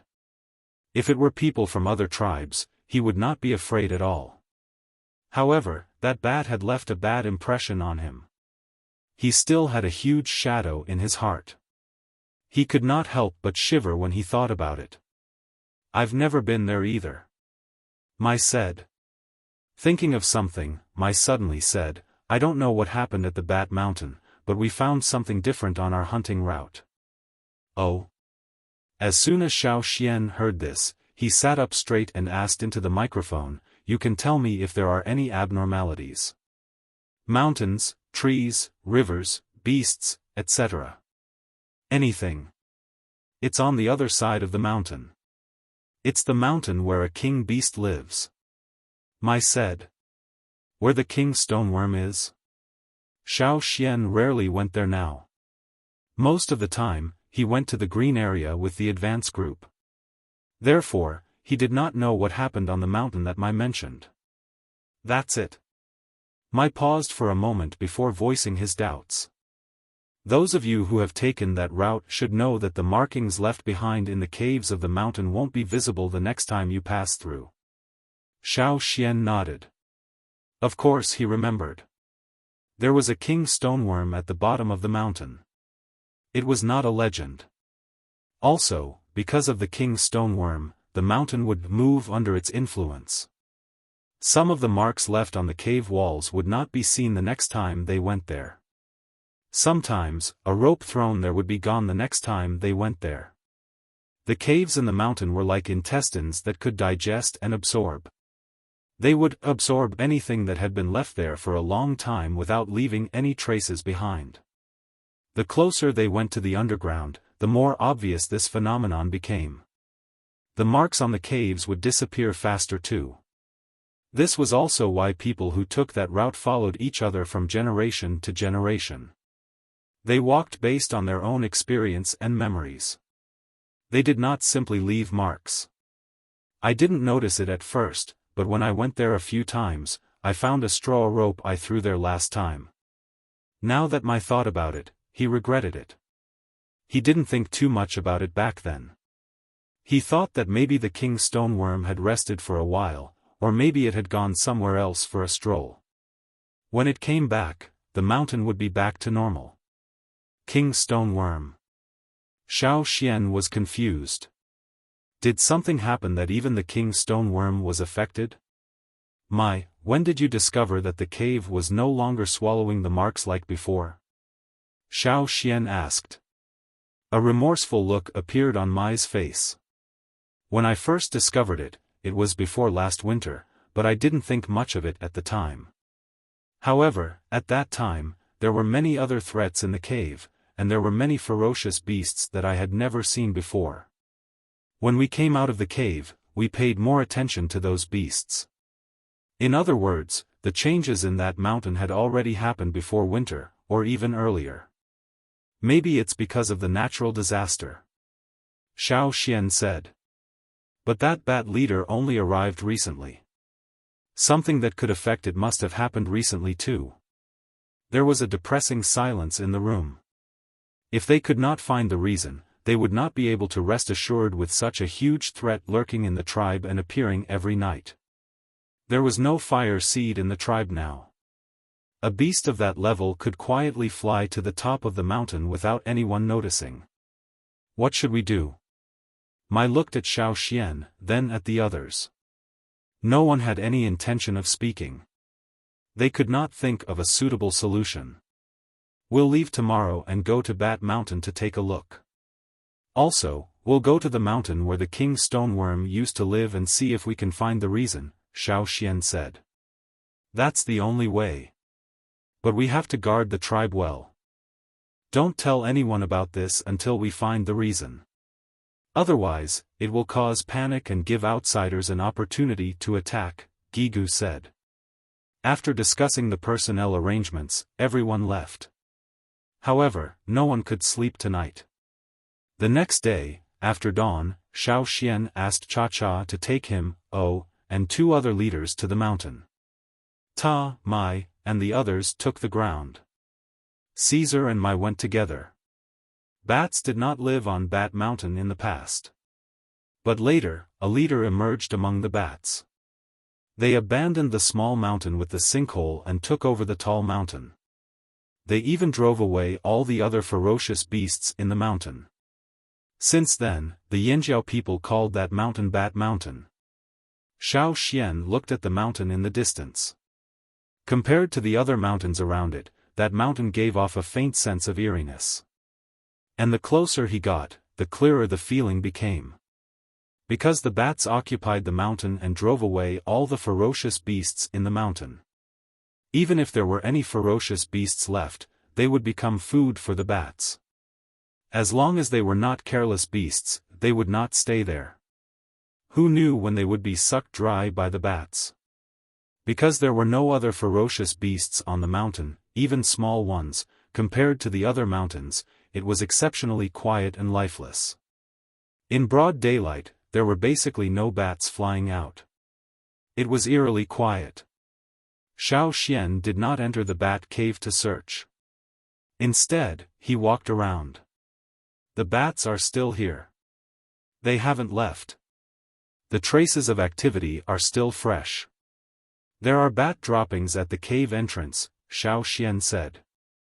So, only the bat leader left? Why would that be? Ao did not understand. That bat leader abandoned its minions and went to Yanjiao alone to steal grains every night? Xiaofan could not think of a reason either. Let's go take a look at the king's stoneworm. Xiaofan called Cha-Cha over and left with Ao and the other two. They went to the mountain that they had not been to for a long time. Years ago, Xiaofan had carried the remains of his ancestors out from there. If it were not for the ancestral bone ornaments, those remains would have been swallowed by the mountain. Once again, they came to the cave entrance that they had not seen for a long time. Xiaofan looked at the handwriting on the cave entrance, bowed according to tradition, and then walked in. Chapter 677. Xiaofan remembered that the animals living in this mountain were not very powerful. Because of the existence of the king beast, other powerful ferocious beasts were not allowed to live in this mountain. The weaker animals were no threat to the king beast, so it could ignore them. It was like a lion could ignore an ant, but it would not ignore a wolf that entered its territory. The Yanjiao tribe had lived here for nearly 1,000 years. Generations of hunting teams had passed through here and gone to the hunting grounds on the other side of the mountain. They rarely encountered any trouble in the cave. Only when new young warriors joined the team would the creatures living in the cave target them. Xiaofan had encountered this in the past. Xiaofan had not been here for a long time, but he knew what kind of creatures lived in the cave. However, when he walked into the cave, he clearly sensed many strange auras that should not have appeared here. It is indeed different. Xiaofan remembered the path through the mountain. He didn't need Mai to lead the way, he could just follow the path in his memory. They were ambushed several times by some ferocious beasts hiding in the dark. Xiaofan could handle them all. Otherwise, Mai would have told him about it. The stronger ferocious beasts in the forest should have known that the king's stoneworm used to live here, so they all stayed away. Even if the king's stoneworm was no longer here, they would still avoid this dangerous place for a short period of time. The higher the level of the beast, the sharper its senses. Even if the king's stoneworm was no longer in the mountain, the aura it had left behind would still have a deterrent effect on them. The tip of the sword pierced through a six-legged bug that attacked them and stabbed into the cave wall, leaving a dent in it. Not far from the dent, there were other marks left by sharp weapons. They were left behind by Mai's hunting team and had not disappeared yet.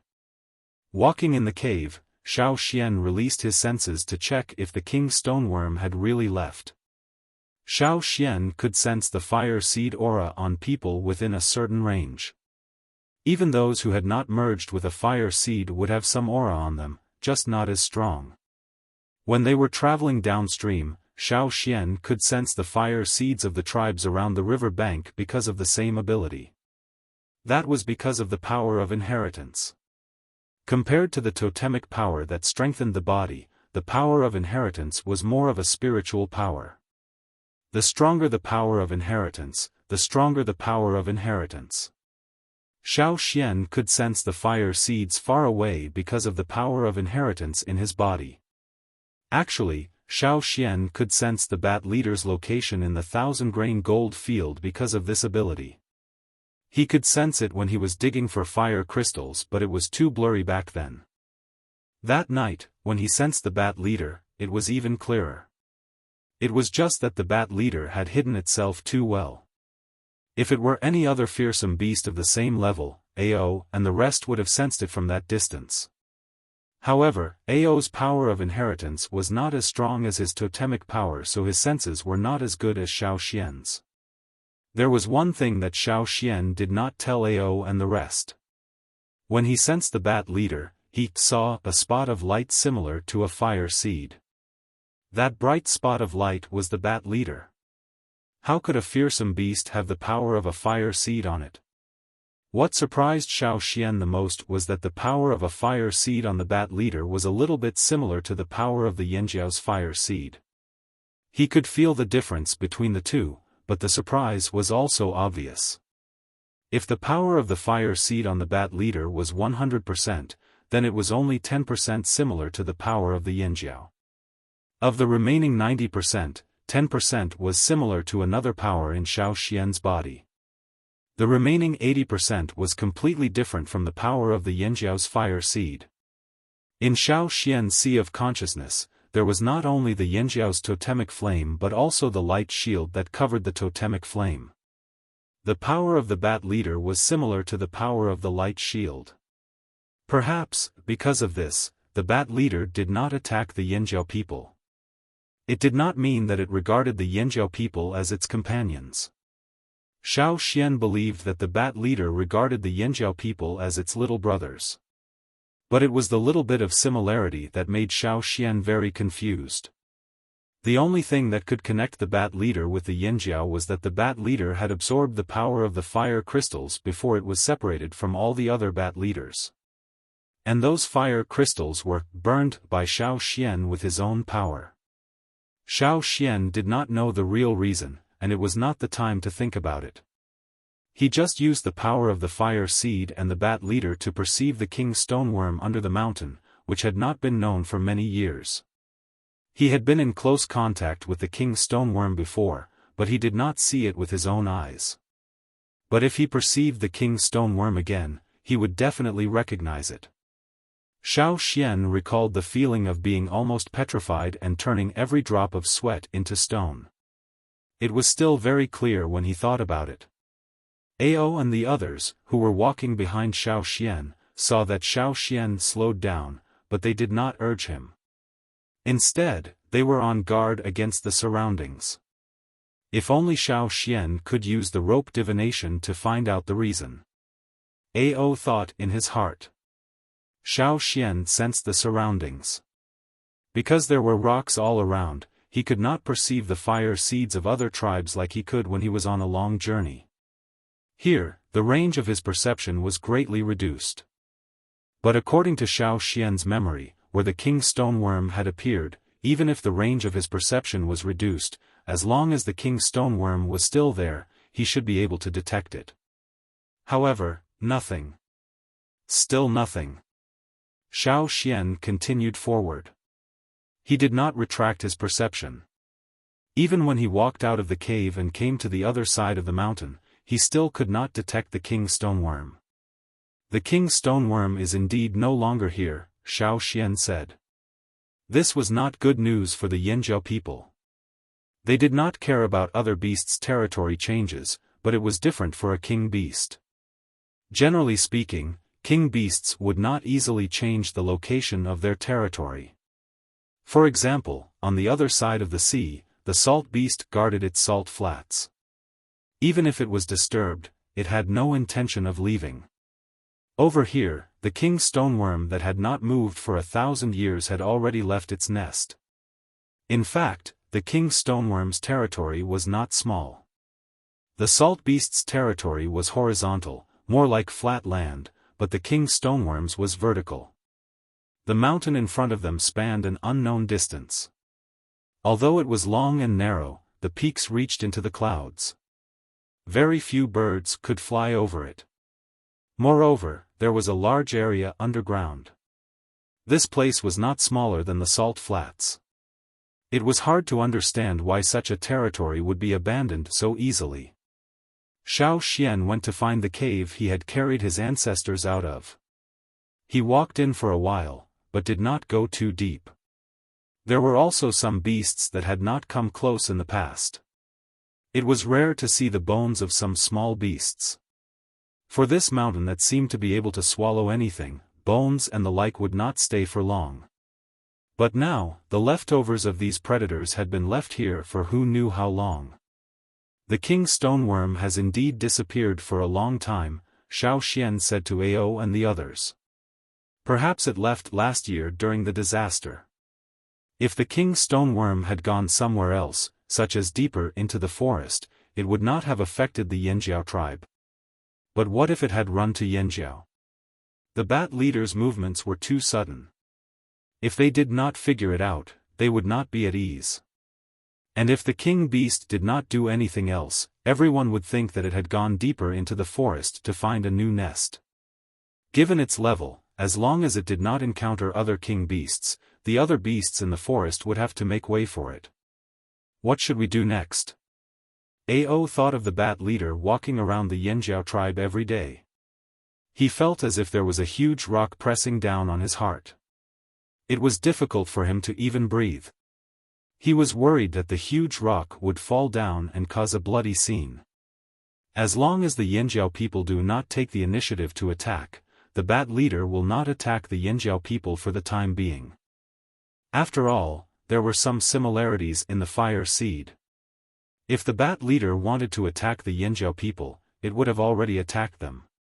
But during this time, they had not heard of anyone disappearing for no reason. Also, tell the wanderers in the tribe not to run around.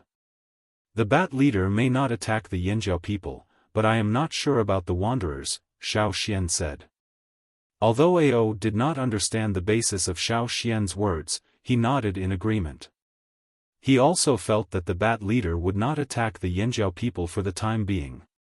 After all, there were several opportunities to kill the Yanjiao people in the past, but the bat leader did not do so. But we can't go on like this. Even if the bat leader did not attack, with such a dangerous creature around, no one could sleep well. Xiaofan thought for a moment and said, "You wait here for me and the others. I will go to the Bat Mountain to take a look." Okay. Ao took the other two to find a place to rest first and wait for Mai and the others. Xiaofan asked Cha-Cha to take him to the Bat Mountain. Previously, Xiaofan had only walked around the Bat Mountain once, but this time, he planned to look around the Bat Mountain. There were several guesses about the Bat leader's strange behavior. One of them was that it was affected by the King Stoneworm's strange behavior. After all, at its level, it would not be easily affected by other beasts. To rule out this possibility, Xiaofan had to look around the Bat Mountain. Was there any strange phenomenon that forced the Bat leader to give up on the Bat Mountain and run elsewhere? Not to mention that the Bat leader liked the Yanjiao headquarters. If that was the case, it would have gone there last year. Why wait until now? The 1,000-grain gold was too far away from here, and it was not ripe yet. It was unlikely that it was attracted by that. Xiaofan sat on the eagle's back and looked down at the forest below. Cha-Cha flew at a height that was neither too high nor too low. Not only could he see the scenery below clearly, but he could also avoid the ancient trees and possible threats on the trees. In the past, Cha-Cha had suffered because he flew too low and was dragged down from the sky. The Bat Mountain was not on the hunting route of Mai's hunting team. Xiaofan did not go there often, so there were many places that were unfamiliar to him. Cha-Cha's flight path was circling around the Bat Mountain. In the forest, there was a huge difference in temperature between different places. Sometimes, one side of the mountain was as cold as autumn, while the other side was as hot as summer. But in general, at this time of the year, the forest was still mostly green. The green ancient trees were the main color of the forest. The only thing that could compete with them were the tall mountains. From the middle of the mountain, there was a sharp decrease in the greenery. From green to gray rocks, and then to white snow on the mountain peak. The gray rocks on the cliffs separated the greenery under the blue sky. Xiaofan was already used to such changes in color. But as he gradually flew out, Xiaofan noticed something special. There was a short mountain there. Even if there were no trees on a normal short mountain, there would still be some grass. But there were only gray rocks there. As he flew closer, Xiaofan could see more clearly. The gray-white short mountain stood out among the large expanse of ancient trees. "Let's go down and take a look." Xiaofan jumped down after Cha-Cha flew lower. He landed not far from the short mountain. Crack crack crack, Xiaofan stepped on the grass. It was obviously not the soft grass. He looked down. Some of the green grass had turned gray and was still very hard. Some of the surrounding trees had also turned into the color of rocks. The closer he got to the short mountain, the more obvious the change was. At the edge of the short mountain, there were many rocks that looked like tree trunks. They used to be trees, but the upper half was broken. Only the lower half was left. Even the texture of the bark was very clear. Petrification. Others might not know about this change, but Xiaofan already had a guess. Among all the people and beasts that Xiaofan had seen, only the king stoneworm could do this. What was it doing here instead of in its own nest? Xiaofan walked up the short mountain. He could sense that the king stoneworm was not nearby, so he was not worried that he would be petrified as well. There was not a single blade of grass or tree growing on the short mountain. The rocks looked new. The king stoneworm had not been here for long. He continued walking up the short mountain. At the top of the short mountain, there was a round hole about 2 meters wide. Xiaofan squatted at the hole and looked down. He did not know how deep it was. Based on the curvature of the hole, the king stoneworm should have come out from underground. It just did not come out completely. It only poked its head out for a bit before going back underground. Because of the king stoneworm's movements, the ground had bulged and formed this short mountain made of rocks. Even the trees and flowers nearby had been petrified. The hole on the short mountain had narrowed as the king stoneworm retreated underground. When it had hardened completely, it could not shrink any further. That was how it was now. The Yanjiao people had thought that the king stoneworm's size should be about the same as the hole in the mountain. However, Xiaofan felt that the king stoneworm should be bigger than the hole in the mountain. Just like the hole on the short mountain, as the king stoneworm left, the hole would shrink to varying degrees. However, these were all Xiaofan's guesses.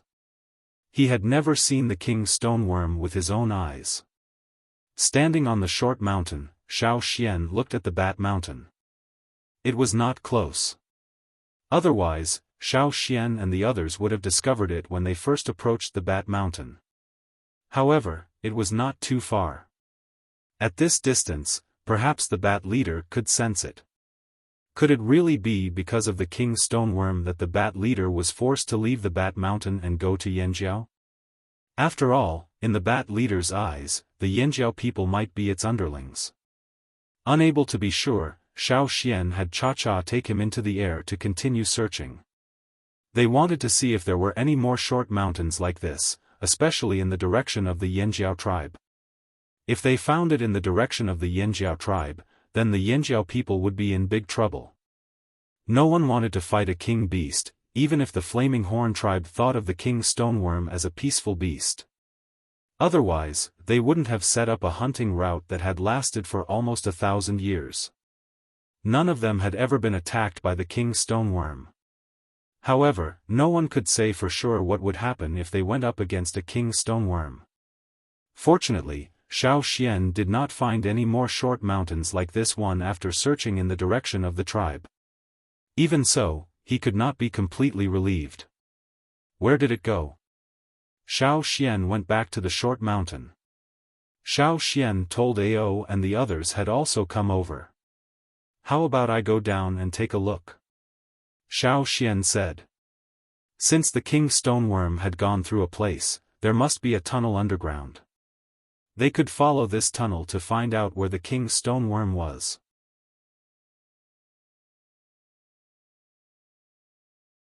Chapter 678. Following the underground path was indeed the best way to find the king stoneworm, but it was also very dangerous. After some discussion, Xiaofan, Ao and Ta went down to search. There was no need to go with too many people. It would be inconvenient if there were too many people. They put a rope down from the cave and slid down. They didn't have long straw ropes, so they tied several straw ropes together. They slid down for about 100 meters before landing on the ground. This meant that the king stoneworm moved up from here, then retreated down this path. Then, it changed directions and continued moving. Which way should we go? Ao looked at the two paths and couldn't make up his mind.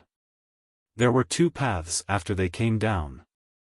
One was the way the king's stone worm came from, and the other was the way it left. Xiaofan looked carefully at the patterns on the stone wall. He touched the stone wall and pointed in one direction. It went that way, but let's go the other way first. Xiaofan wanted to see if the king's stone worm came from that direction.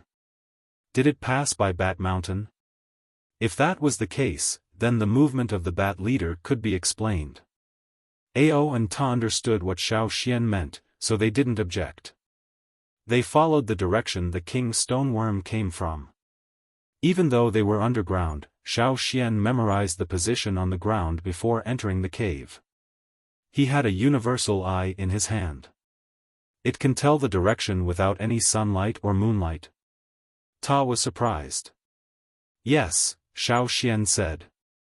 When he was asking the tribesmen about this, he heard them mention that they used the universal eye when they were underground. However, only people with high status in the tribe had the universal eye. After all, the universal eye was rare, so the Jing tribe didn't give it out often. To prove Xiaofan's words, under the light of the water moon stone, a line opened up on the universal eye in Xiaofan's hand. It was like a narrowed beast's eye. As the line expanded, the direction became clearer. Ao and Ta were both good with directions. As long as they knew the approximate position of the sun and estimated the current time, they could determine where Bat Mountain was. He continued to walk along the passageway. They came from there. Tower confirmed. The more they walked, the more certain they were that the passage came from the Bat Mountain. Increasing their speed, the three of them soon arrived at the Bat Mountain. How did he know that it was Bat Mountain? In addition to his own estimation, there was an upward passage there, but the passage didn't directly lead to the surface. It only extended from the underground for more than 20 meters. Do you think it's because the king's stone worm noticed the bat leader's tracks when it came here? That's why it wanted to go to the ground. But the bat leader reacted quickly and ran away as soon as the king's stone worm moved. Is it possible? Ao voiced out his speculation. That is indeed a possibility, Ta agreed. Bat Mountain should be above us. Even if it's not directly below us, it shouldn't be too far away. But why would the king's stone worm come out of its nest? Even if it's because of the cataclysm, after it came out of its nest, it should have returned after the cataclysm ended. Xiaofan was puzzled. Maybe the king's stone worm wanted to change its location? Ta suggested. Xiaofan didn't deny it. Let's continue walking in that direction. The three of them followed the direction the king's stone worm had come out of and continued to run in the 100-meter underground cave. There wasn't enough oxygen here. The further they went from the small mountain, the thinner the air became. This wasn't the king's stoneworm's nest, so there wasn't much ventilation. Fortunately, the three of them had a high tolerance for the thin air. If they were beginner or intermediate totemic warriors, they might not have been able to hold on. Ao and Ta also wanted to know why the king's stoneworm was running around after it came out of its nest. However, they soon found out why the king's stoneworm didn't run back, but ran in another direction instead. Not far from Bat Mountain, there was a fault where the passageway was cut off. Moreover, there were traces of the king's stoneworm making a turn here. This place should have been like this for a while. Only the cataclysm last year could cause such changes underground, O said. That means the king's stoneworm might have been shocked by the cataclysm last year, so it left its nest and ran here in the chaos. However, the underground was also greatly affected by the cataclysm, so it couldn't find its way back after it came out. Ta didn't know whether to laugh or cry. Even if the king's stoneworm couldn't go back the way it came, it could have gone somewhere else. Why did it continue to run away? What if it couldn't tell the direction? Xiaofan suggested a possibility. Ao and Ta fell silent. A king beast couldn't tell the direction? Shouldn't the higher the level, the smarter it was? We can't rule out this possibility, Ao said in the end. Xiaoxian sensed the surroundings. The stone walls here are much thicker than the other parts of the passageway. Maybe the king stoneworm stayed here for a longer time. The longer the king stoneworm stayed in a place, the more petrified that place would be. Xiaoxian could sense that the surrounding stone walls were different from the stone soil underground. It was a special kind of stone that the king stoneworm had petrified. Maybe the king stoneworm left its nest during the cataclysm last year and ran here in a panic. It might have stayed here for a long time, or it might have fallen asleep. When it woke up, the original path had been cut off by the changes underground, so it continued to move forward. Xiaoxian didn't want to think of the king stoneworm so badly, but this was the most likely possibility. If that was the case, the three of them could only sigh. This intelligence, no matter what the truth is, let's keep looking.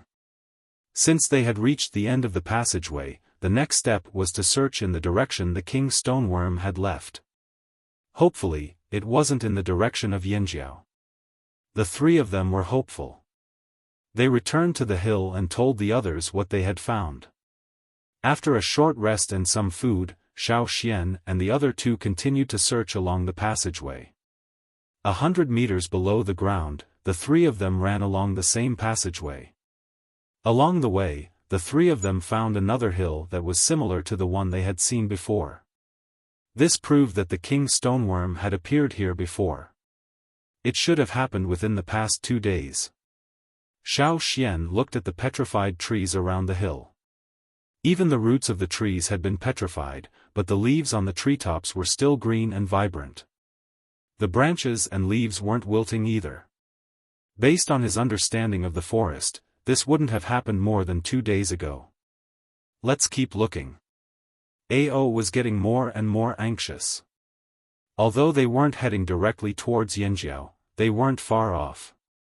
Please don't head towards Yanjiao, please don't. Ao kept repeating these words in his heart.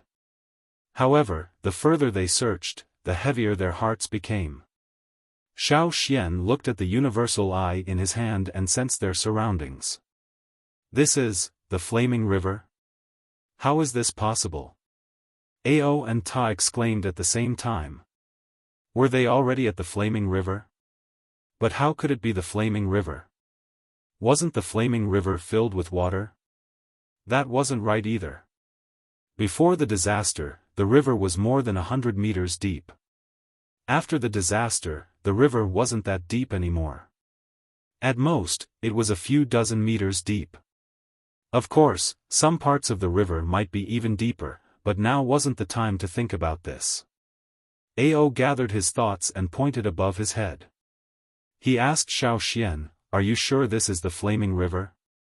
"Most likely. There aren't any hard rocks not far from here, so it should be muddy water. Further away, there's water." Xiaoxian couldn't tell the exact distance, but he could sense that there were muddy water above them. Compared to rocks, muddy water didn't affect his senses as much. Plus, if they kept walking in this direction, they should be near the flaming river, upstream of where Yan Jiao's headquarters were. In the past, when Xiaoxian was free, he would let Cha-Cha carry him upstream for a while. So that means the king stoneworm has already crossed the river? Ta asked. That's right. Although the king stoneworm wouldn't have crossed the river towards Yan Jiao's headquarters, the three of them were slightly relieved. However, the flaming river trading point was also on the other side of the river. If that place was attacked, it would be a huge loss for Yan Jiao. Let's keep going. Ta was so worried he wanted to pull his hair out. They had been on guard for so long, but they didn't see anyone from the other side. They also didn't see the troublesome bandit. They thought the bat leader was already a big problem, but they didn't expect an even bigger problem. If it weren't for their strong mental fortitude, they would have panicked too.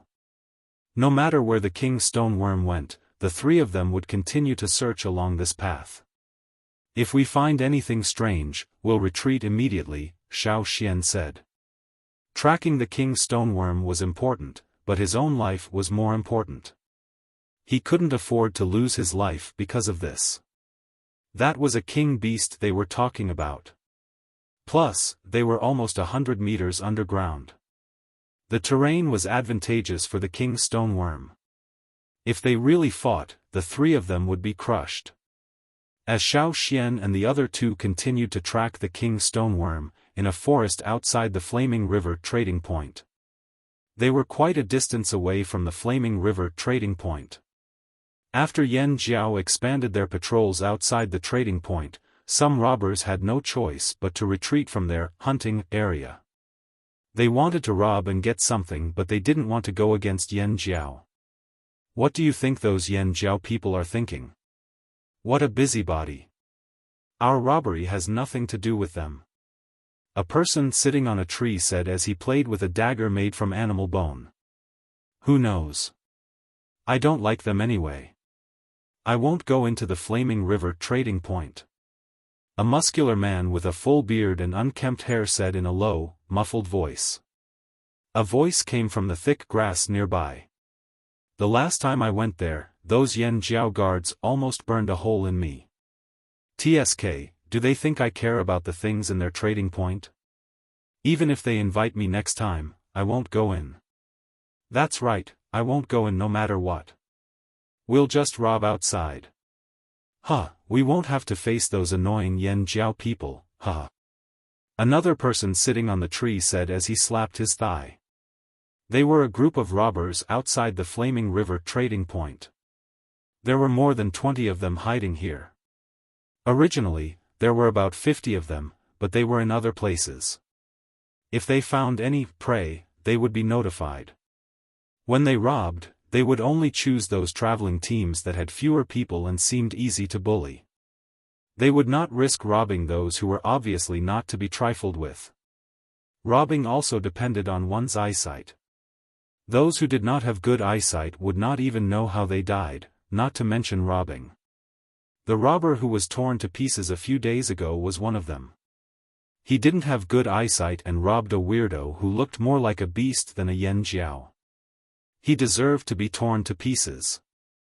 As for the person who said he was almost burned a hole in his body by the Yan Jiao guards when he entered the trading point, it was actually because a Yan Jiao patrol outside the trading point encountered them. They even killed a few of them. Luckily, they ran fast enough and weren't caught. Not long after that, they decided to enter the trading point to take a look and see if anyone had good stuff. They would wait for those people to leave the trading point before making their move.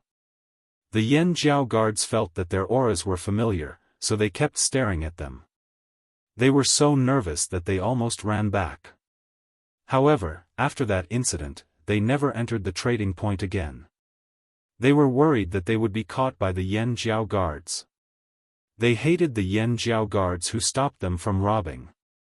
The few of them were spitting spittle as they criticized the Yan Jiao guards. Suddenly, one of the people in the tree looked at them sharply. What's going on? An extremely dangerous aura filled the air, but he wasn't sure where it came from. He looked around and didn't see anyone else. Yan Jiao patrols wouldn't patrol here. Who's here? The others stopped talking and went on alert.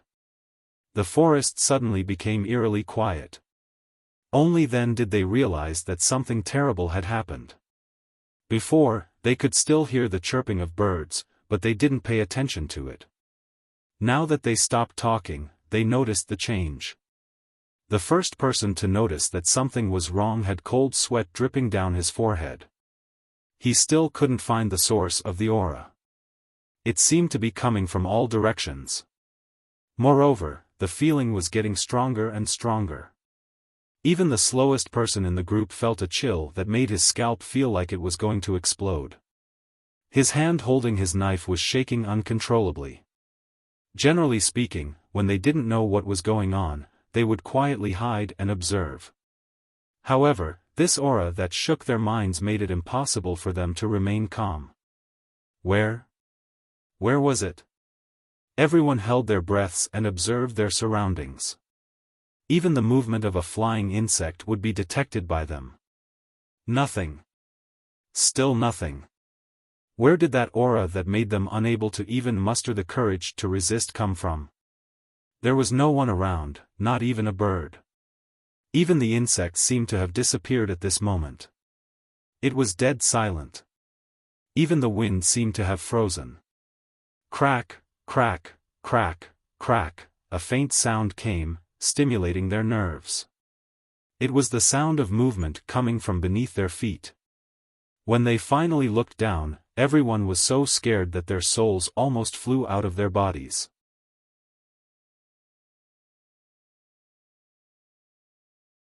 Chapter 679. On the ground, the originally green grass and leaves started to turn gray from bottom to top. They did not look as flexible as before and became as still as stone. Not even the slightest tremor could be seen. No, it was not just the grass. On the ground, whether it was the soil or the flowers and trees, all of them were undergoing the same change. The brown bark, the green leaves, the yellow soil, all of them became the same color. Like the mutated grass, they became stiff. What was going on? How could it cause such a terrifying change to occur in this area? Manpower? No, they had never seen anyone who could change everything in such a large area like this. No matter what, the horrifying scene in front of them was beyond their knowledge. Looking at the changes that were spreading up from the ground, a cold chill penetrated the soles of their feet and spread to their entire bodies. It was as if they were not in the forest, but trapped in a vast glacier. The trembling from their bones stimulated their nerves. They could not stay here any longer. Run! The people who reacted the fastest had already exploded with their greatest power. At this time, they could not think of hiding anymore. They tried their best to raise their totemic power to the limit. The aura that appeared on their bodies with the increase of their totemic power, if it was in the past, would be as obvious as a fire in the dark night. But at this moment, under the suffocating aura, it was like smoke rising in the wind. Before anyone could see it clearly, it had already disappeared. Pale, tiny. They were originally staying on the tree, but now they were jumping to other branches like monkeys running in a panic in the forest. The great fear made them unconsciously let out some meaningless screams. Other than running for their lives, they didn't even have the time to think about anything else. From the corner of their eyes, they saw that the ground under their feet was no longer a land of life with a mixture of colors. It was a land of death full of gray. All the plants, the insects hidden in the ground and the insects in the leaves, none of them were spared. They had already felt some changes in their bodies. It was only because of the strong resistance of the totemic power in their bodies that the changes were slowed down. But with the rapid approach of the huge aura that came from nowhere, the totemic power in their bodies would soon be useless like a mantis trying to stop a chariot. The trees around them had already started to turn grayish-white, as if an invisible hand was smearing the surroundings with grayish-white paint. Now, that pair of large hands was sweeping towards them. Quick! Quick, quick, quick! Ah! A hysterical scream suddenly rang out. Those whose hearts were already filled with fear felt their hearts jump to their throats, and the chill on their backs became even more intense. Not only did the strong-willed people not stop, they even roared and ran even faster. He didn't dare to look back. He was worried that the little bit of courage and the courage to run for his life would be completely destroyed after he turned back. However, among these people, there were also some who turned their heads to look. After hearing the scream, they turned their heads to look at the place where the scream came from. They could naturally tell who the scream came from. Before this accident happened, that person was still hiding in the grass, squatting comfortably. However, when they turned their heads, they only saw a person whose legs had turned grayish-white on the ground. His hands that were supporting him on the ground were also rapidly undergoing the same change as his legs. The part of his body that was close to the ground was not spared. Moreover, this change was rapidly spreading to his entire body. The person who was lying on the ground, unable to escape, raised his head and looked in the direction that his companions had left. His eyes were filled with pain, fear and despair. But soon, that pair of eyes became deathly still. Then, they were covered with a layer of grayish-white, until his entire body turned grayish-white like the surroundings. He was like a lifeless human statue. The top half of a grayish-white tree next to him snapped and fell, smashing onto the human statue. Bam! The human statue cracked.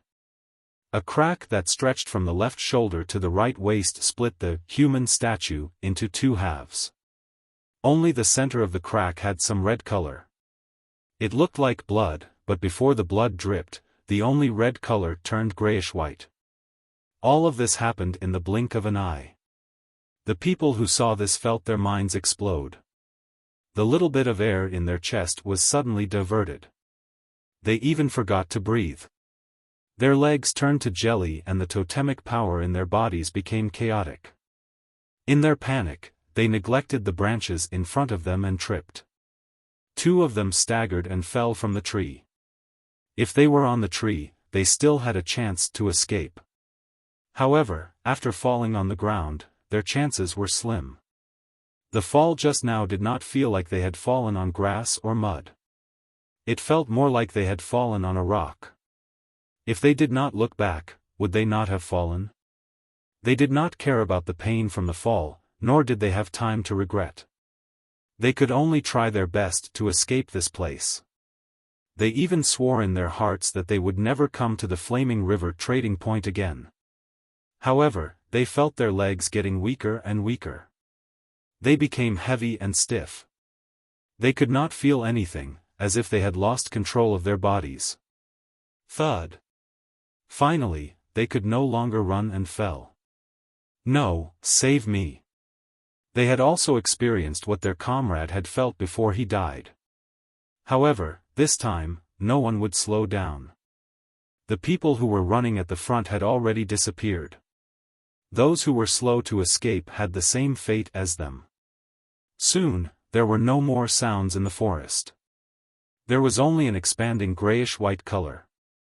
At the same time, Zheng Luo, who was guarding the Flaming River trading point, was thinking absent-mindedly. He already knew that Xiaofan and the rest had noticed the Bat Leader and the King Stoneworm's strange movements. His biggest worry now was not the people who had sneaked into the Flaming River trading point, but the elusive King Beast. They had worked so hard to build a trading zone with a bright future. If a Beast King were to show up, everything would be ruined.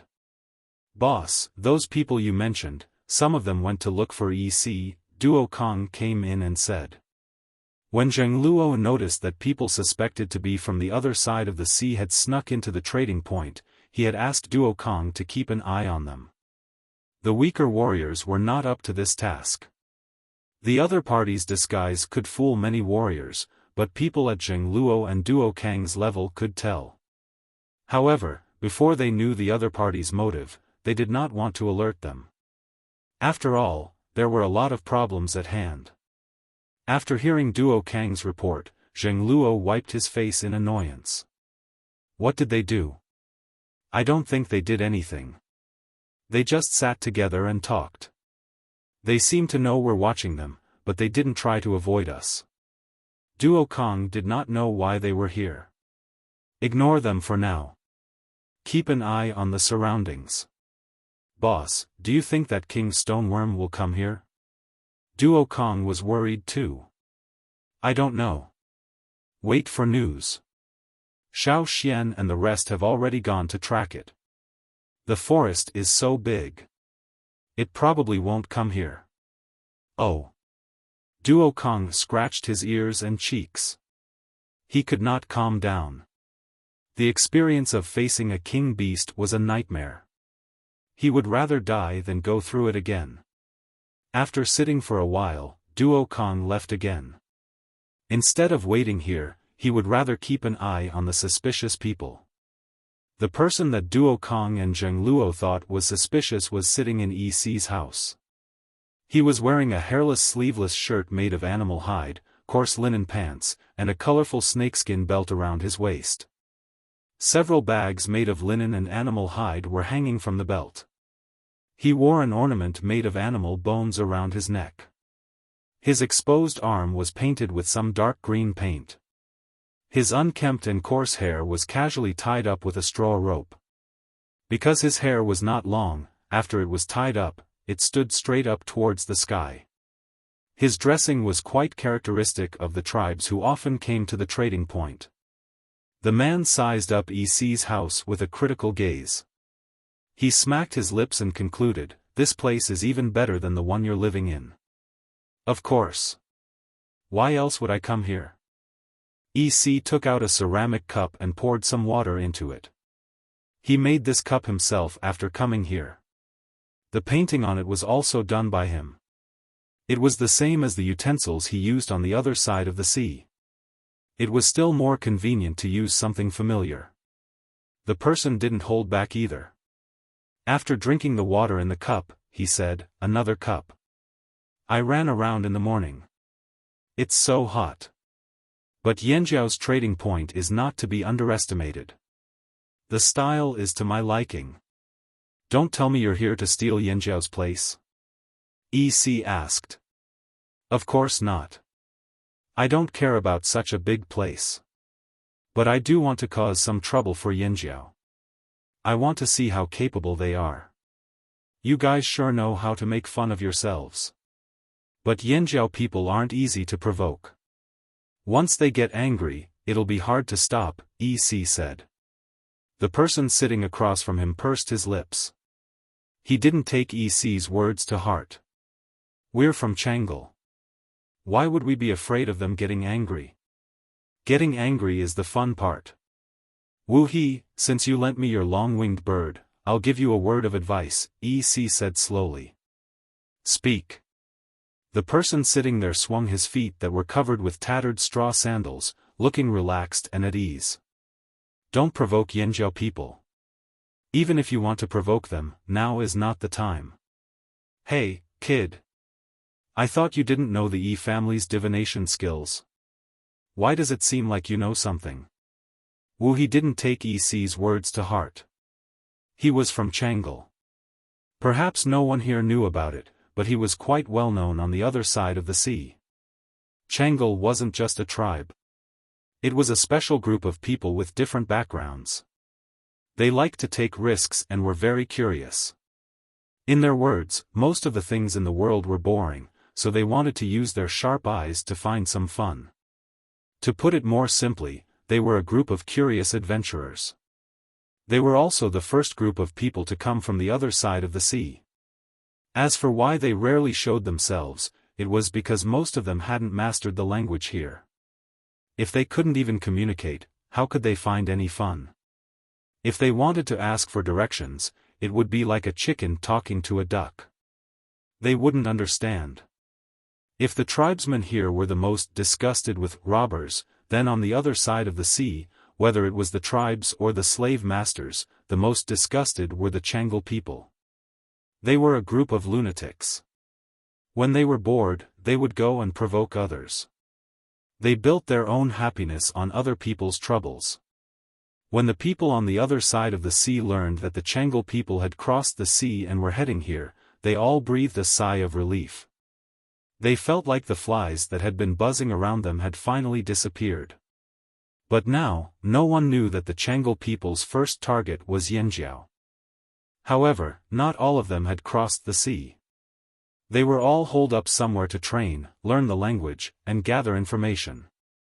One needed skills to be able to attract the ire of others. Wu He was just one of the people who had mastered the language here. EC wasn't angry at Wu He's sarcastic words. "It's up to you to believe it or not. Since you lent me 2 long-winged birds, I'll say it again. You should leave this place as soon as possible. Something big is going to happen here." "Aha, something big? That's even better. You shouldn't leave." As soon as Wu He finished speaking, he suddenly paused and looked in a direction. EC glanced at the sky outside the window, then looked at Grasshopper, who had been hiding in the corner. It's here. What's here? What do you mean? Wu He looked at EC, then at Grasshopper. Grasshopper had beast blood, so his control over his totemic power wasn't very precise. Normally, he couldn't completely hide his totemic patterns. But now, the patterns on his body were even clearer, like those on a beast. His thick hair stood up like stone needles. Pucci, short spikes protruded from Qing Fu's back. His sunken eyes were filled with fear. He shrank into a corner. He was so big that he could touch the roof with a single jump. But now, he wanted nothing more than to bury himself in the ground. Why are you so scared? Wu He raised his eyebrows and looked in the direction of the strange aura. Because he was far away, he didn't feel it very strongly. But even so, it was enough to make his heart jump.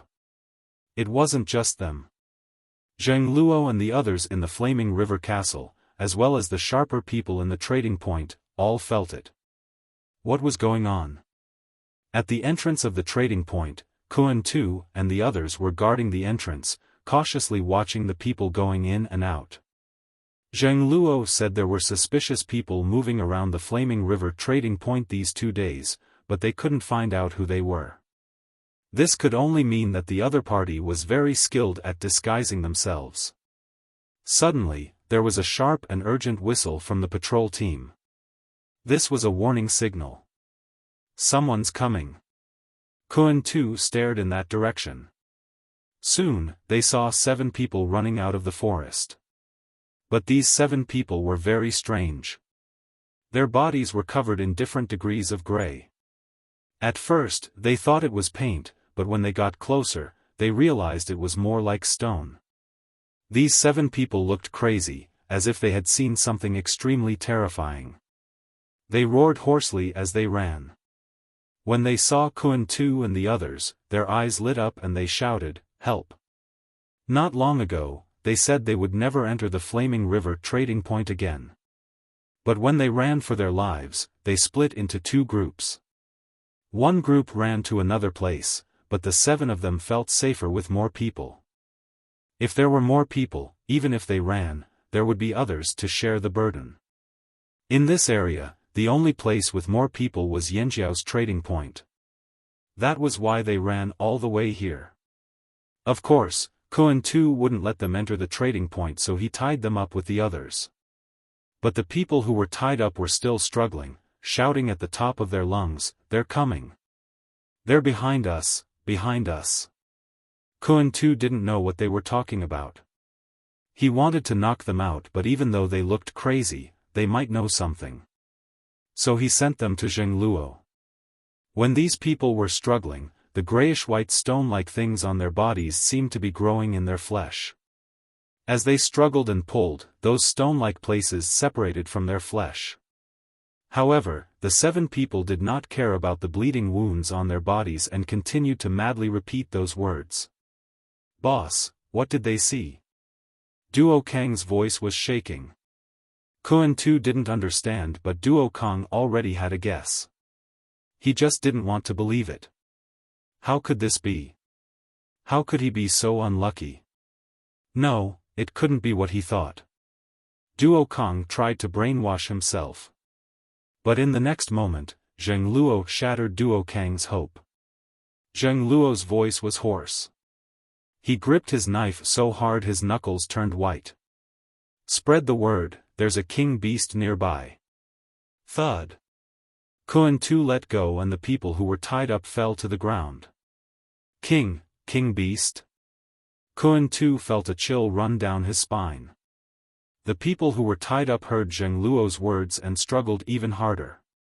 Their hoarse voices sounded like they were going to bleed. "Let me go. I want to leave." Leave? Why were they stupid enough to come here? They should have run as far as they could.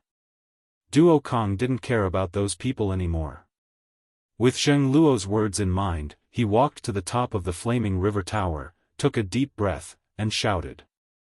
"All of you, listen up. There's a king beast nearby.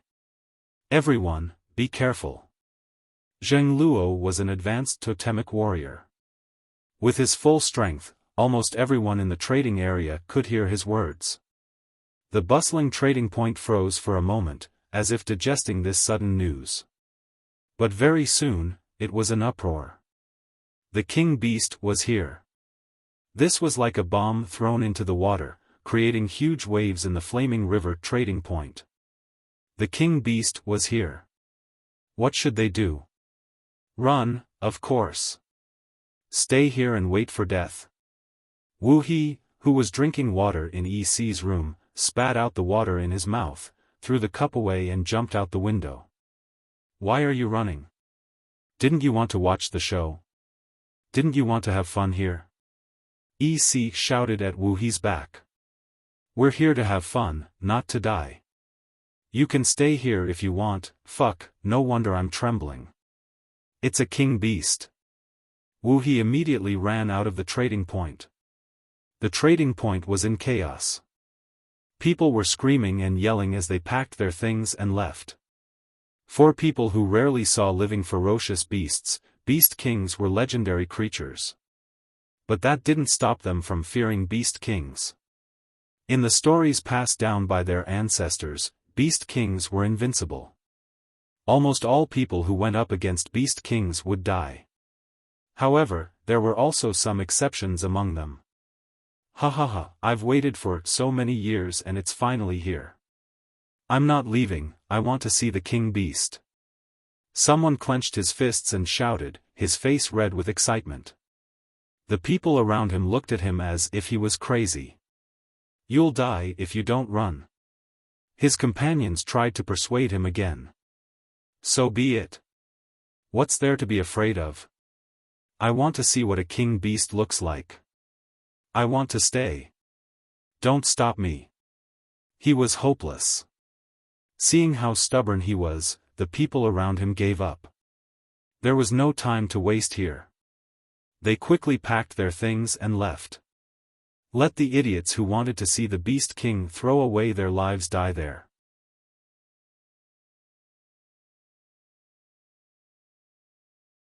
Chapter 680. Because of Duo Kang's roar, all the traveling teams that were trading in the Flaming River trading point, as well as the tribesmen who had set up their stalls along the river, all packed up and left.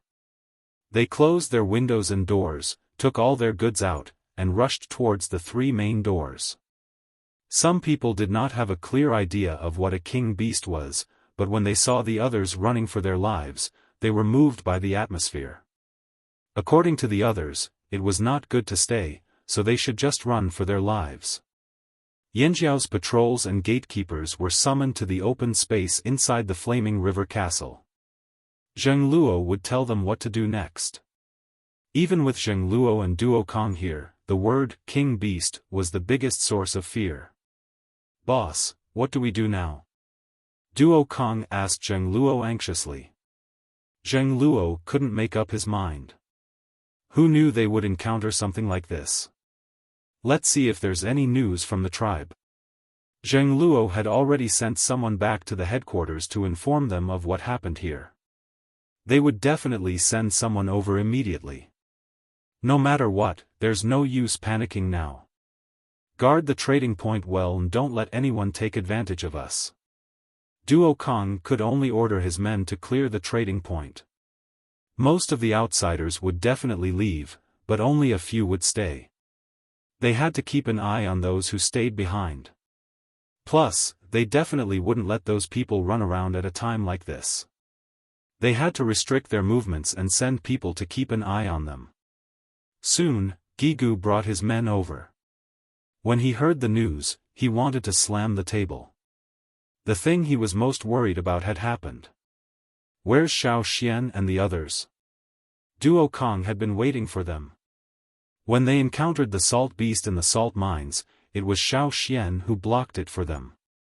Now, the person he trusted the most was not Gigu, the current chief, or Xiaofan, the former chief, but Xiaofan, the Grand Elder. The others who had the same experience as Duo Kong also looked at Gigu, wanting to hear from him about Xiaofan. They haven't returned yet. Gigu had never faced a king stoneworm before, so he couldn't make the decision on his own. This time, it was the king stoneworm. In the entire Yinjiao tribe, Xian was the only one who had come into close contact with the king stoneworm. What should we do now? They were still in the forest and had not returned. If the king stoneworm came directly to the trading point, should we fight it? Or should I avoid it? Duo Kong was anxious. It was not hard to imagine the consequences of fighting the Beast King head-on. He might be able to stop the Beast King, but he would have to pay a heavy price. On the other hand, if he chose to run away, he would have to give up on the trading zone. Since the establishment of the Flaming River trading point, they had put in a lot of effort. No one could bear to give it up just like that. Prepare for both scenarios, Gigu said. If there's no other choice, we can only endure it. If we can't, we can only give up. It was impossible for more people to lose their lives because of this trading area. Let's hope that the king stoneworm is only there and will leave soon. I hope it doesn't come towards us, Guang Yi sighed. At this moment, someone said, if there's a fire seed. He didn't finish his sentence, but everyone understood what he meant. If the ancient fire seed was still there, it would definitely be a deterrent to fearsome beasts. Even if it was a king beast, it should still be effective. After all, Yinjiao's fire seed was stronger than the average small to medium-sized tribe. However, the ancient fire seed was about to disappear. There was always a price to pay. It was impossible for everything to be perfect. When it came to the fire seed, they could only choose one. They chose to merge. But didn't the Grand Elder say that as long as there are people, there will be a fire seed? There are many of us. When we gather together, we can release the fire seed's aura. Maybe it'll be useful? Kun Tu said from nearby. Makes sense. Zheng Luo looked in the direction where the king beast had appeared. The aura did not come closer, but it did not leave either. Its presence was only getting stronger. Even the dullest people could feel the oppressive aura that made their legs tremble. Whoosh, Gigu whistled. He gestured towards the sky. Keep an eye on that direction. A snow-white shadow flew across the sky. It was Gigu's snow-white falcon. Cha-Cha was not here, so they had to let it go. After all, the sky was much safer than the ground. They could also observe the king stoneworm's movements clearly. While Gigu and Zheng Luo were discussing, the people who had rushed out of the trading point were all running away from the king beast. Of course, there were also people who wanted to take the opportunity to rob. After all, everyone had brought a lot of things with them. Some greedy people would inevitably have evil thoughts when they saw this.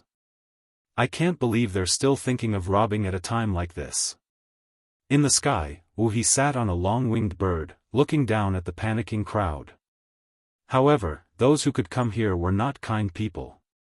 They might not lose to the fearsome beasts in the forest when they were angry. They did not hold back against robbers. You want to rob me? Fine, I'll at least leave an arm behind. Wu patted his long-winged bird, gesturing for it to fly towards the king beast. Although he did not have the guts to stay in the trading point, he wanted to see what the king beast looked like from afar. Coo, the long-winged bird chirped unwillingly. It did not want to fly there. All beasts would not want to go there. Why would they go there?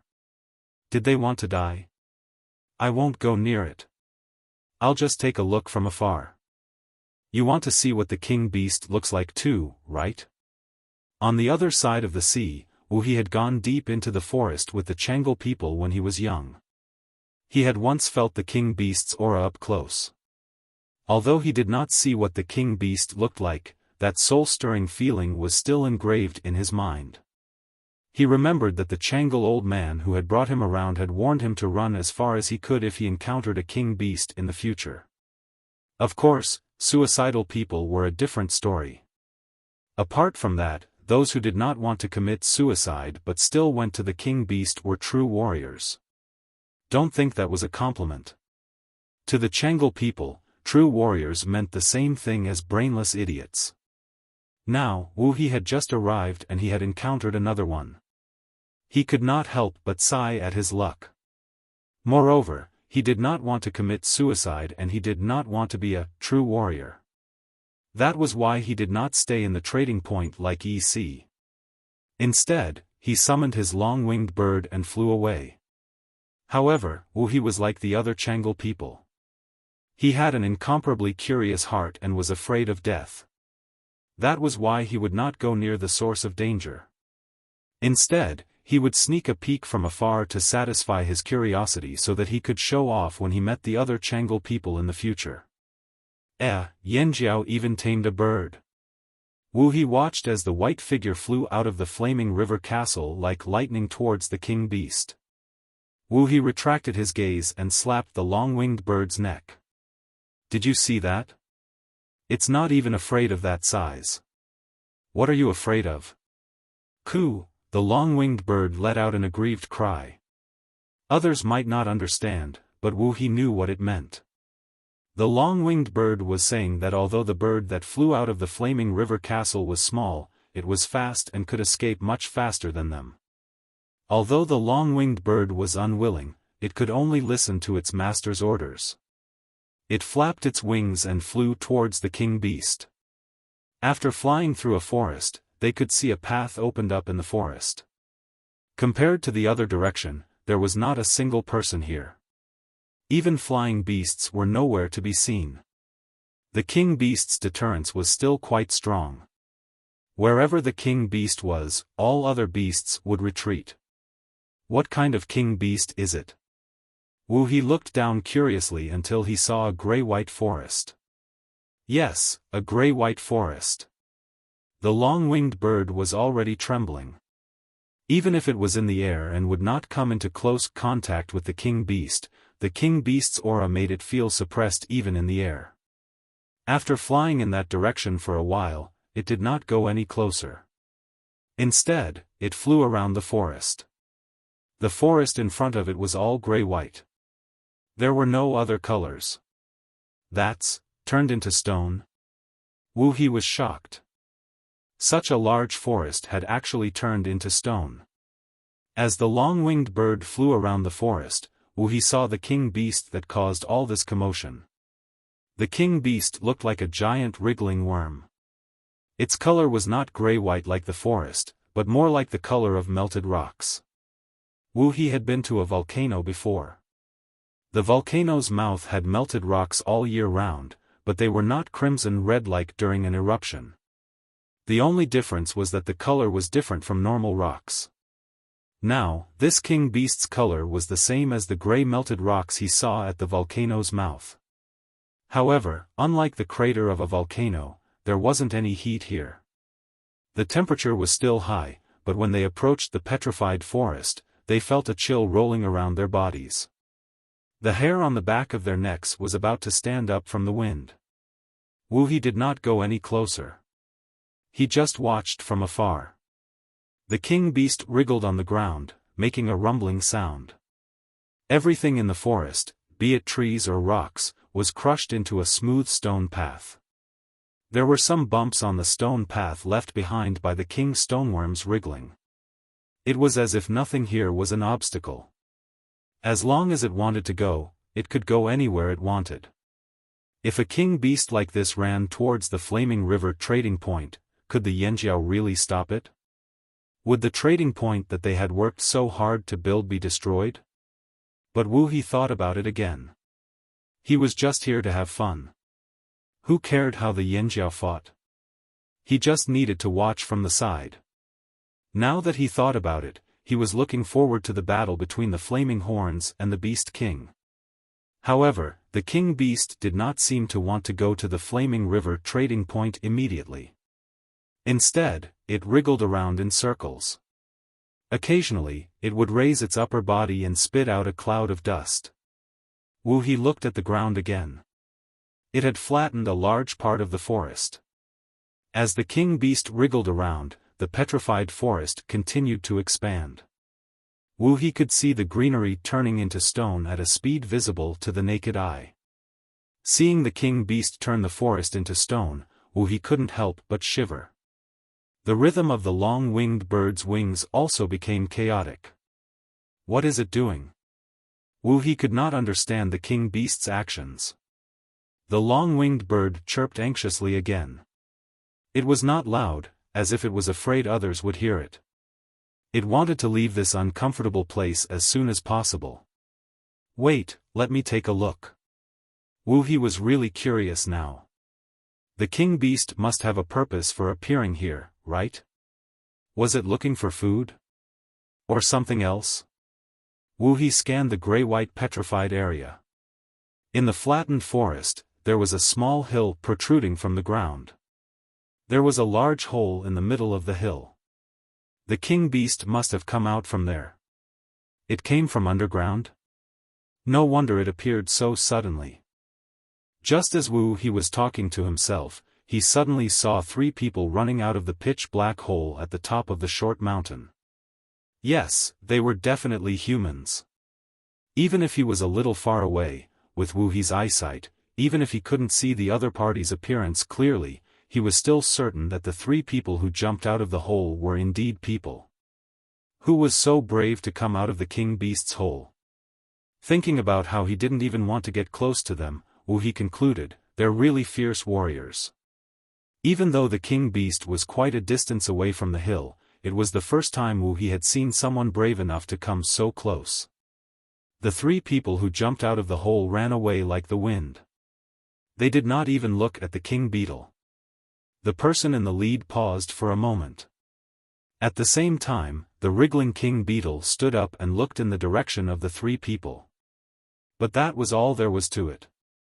After that, the beast king went back to the ground and wriggled around the area. The rumbling noise was deafening in the forest.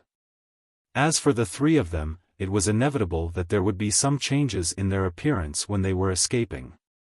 The reason why Wu He couldn't see their appearances clearly was because most of their bodies were covered in a layer of grayish-white stone powder. Were these changes caused by the king beast? They're really brave. Wu He said again. If they ran a little slower and the king beast was a little closer to the hole, the 3 people might not have been able to escape so easily. The petrification of their bodies would have severely restricted their movements. Follow them. Wu He patted the long-winged bird and said. Caw, the long-winged bird chirped happily. It could finally leave this place. Wu He looked at the 3 people who jumped out of the hole and ran out of the petrified forest. After running for some distance, they turned around and ran in another direction. That was the direction of the Flaming River trading point. While following the trio, the leader looked up at the sky. Wu He knew that he had been discovered, but he didn't feel guilty at all. Instead, he smiled. He didn't know if the other party could see him. In any case, it was useless even if they knew that he was following them. Who asked him to be in the sky? This feeling of looking down on the ground from above, this feeling of greeting their ancestors, this feeling of not being able to touch a single hair on his body, this was fucking awesome. Wu He ordered the long-winged bird to fly lower. He wanted to greet the 3 people who had just escaped from the king beast. But before he could say anything, the person in the lead put a finger in his mouth and whistled. Wu He raised an eyebrow. What was the meaning of this? Calling for reinforcements? I'm not afraid. Before he could finish his sentence, the long-winged bird screeched and turned to leave. Its sudden reaction almost threw Wu He off. Hey, what's wrong with you? You're not listening. Wrong direction. Wu He wanted the long-winged bird to continue following the 3 people, but he sensed something and turned to look at the sky. An eagle that was twice the size of the long-winged bird was flying towards them from a higher altitude. Fuck. Run, run. Wu He urged. Thinking back to the news he heard, Wu He looked at the eagle that was chasing them. Was that the Yanjiao's giant mountain eagle? Did that mean the 3 people below were from the Flaming Horn tribe?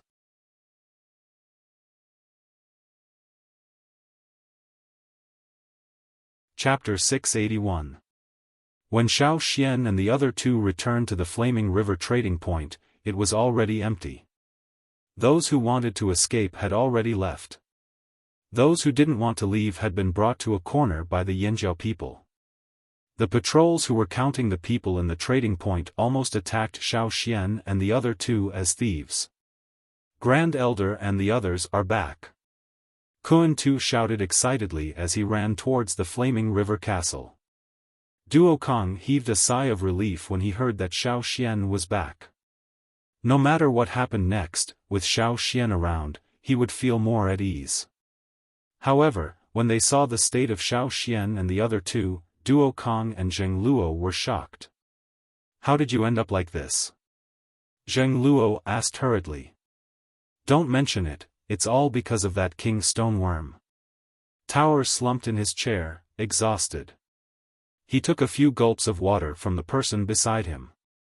This was the first time he was so close to a king beast. As expected, the fearsome beasts he hunted in the grassland, even the most troublesome ones, paled in comparison to a king beast. They were on a completely different level. The three of them were covered in grayish-white powder. Not only that, some parts of their bodies and clothes were grayish-white too. However, those parts had already turned to stone. Seeing Tower shake off a layer of hard stone on his arm, Duo Kong and the others' hearts skipped a beat. There was already a piece of flesh on Ta Shou's forearm that had turned into stone. Fortunately, the area that was petrified was not too deep, and the injury was not too serious. However, when they saw that piece of flesh that was dripping with blood after shaking off the stone fragments, everyone present felt uneasy. If even the team leader couldn't avoid this kind of injury, how long could they last? Among Xiaoxian and the other two, Tower's injury was the most serious. While Tower was applying medicine, Eo also told everyone about the process of their chase and the conclusions and guesses they had made. Not long after they crossed the flaming river, they sensed the king stoneworm's location. The underground tunnel led directly to the surface. However, there was a king stoneworm outside the cave. Ta and Ao did not know what to do. Should they retreat or charge out? At that time, Ta and Ao were more inclined to rush out directly, but they were stopped by Xiaoxian.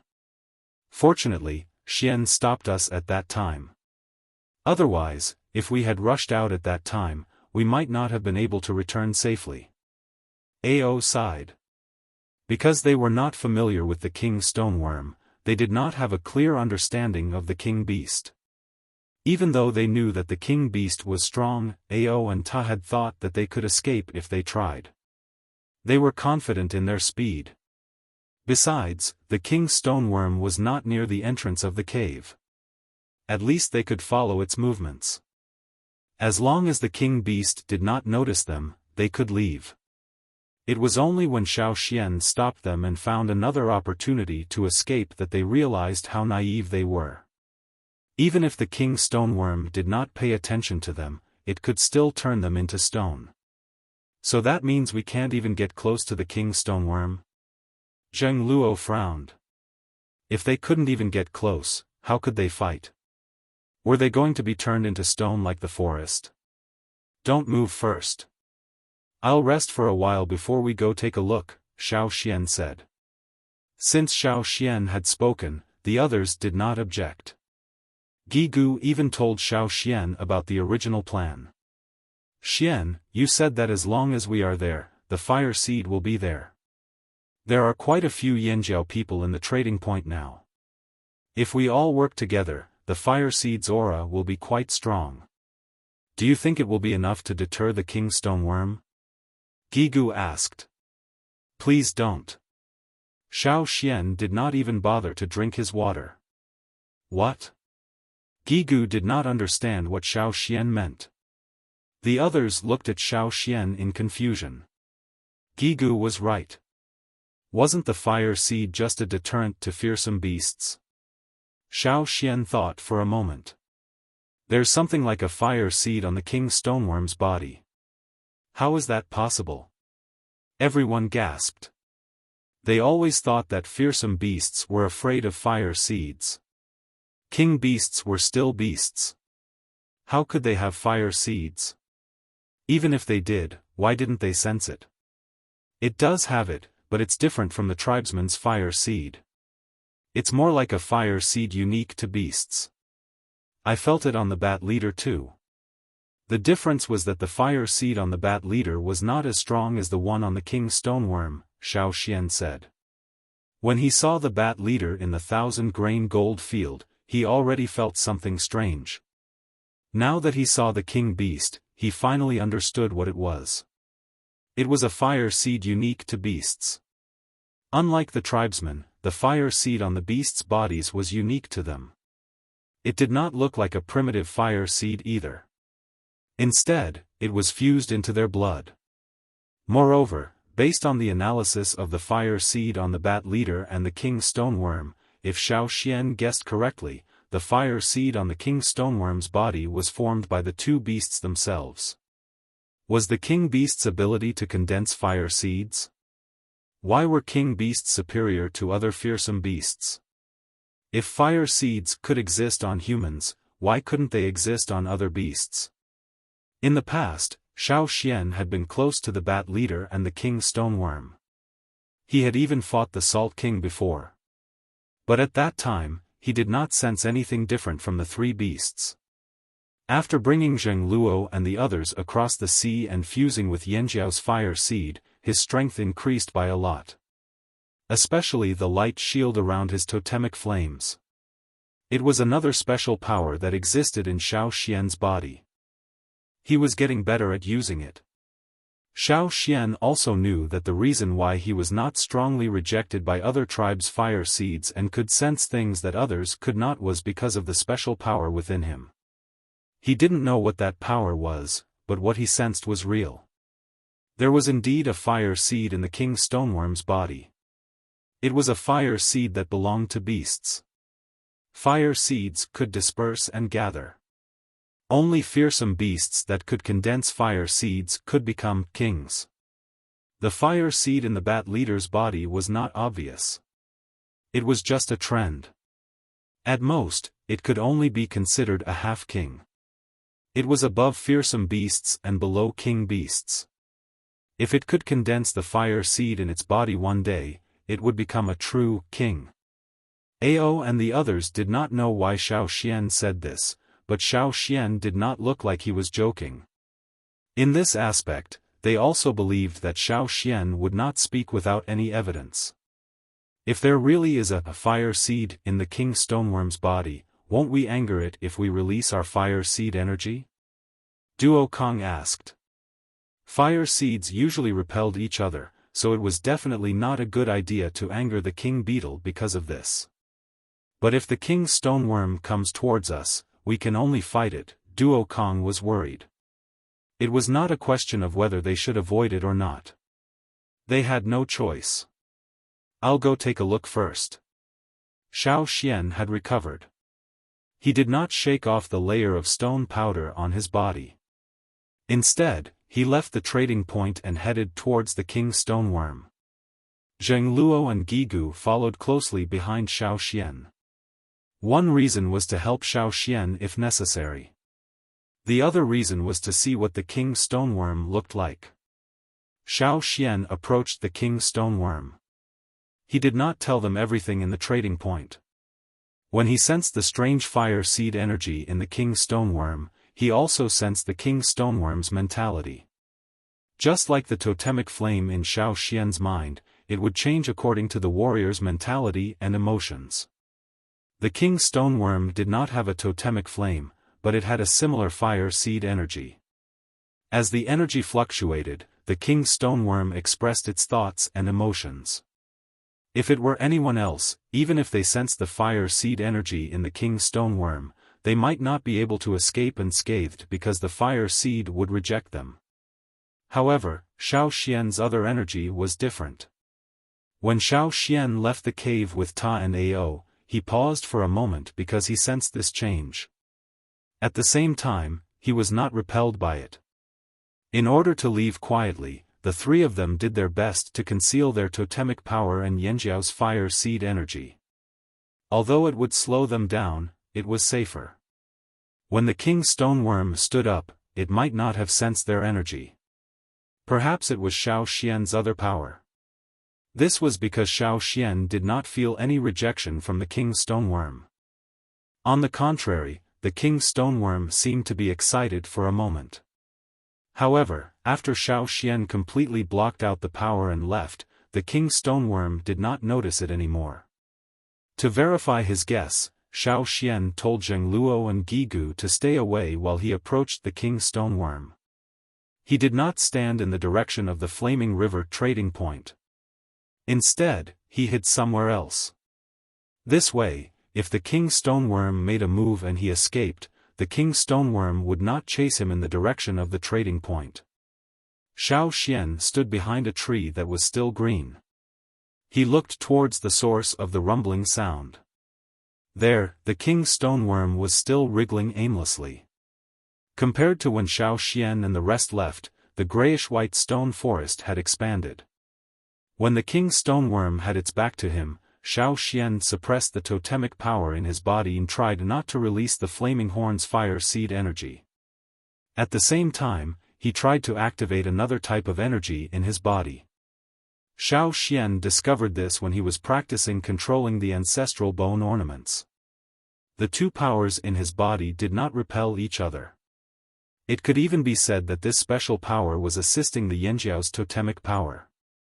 Back then, he was able to achieve a different awakening than others.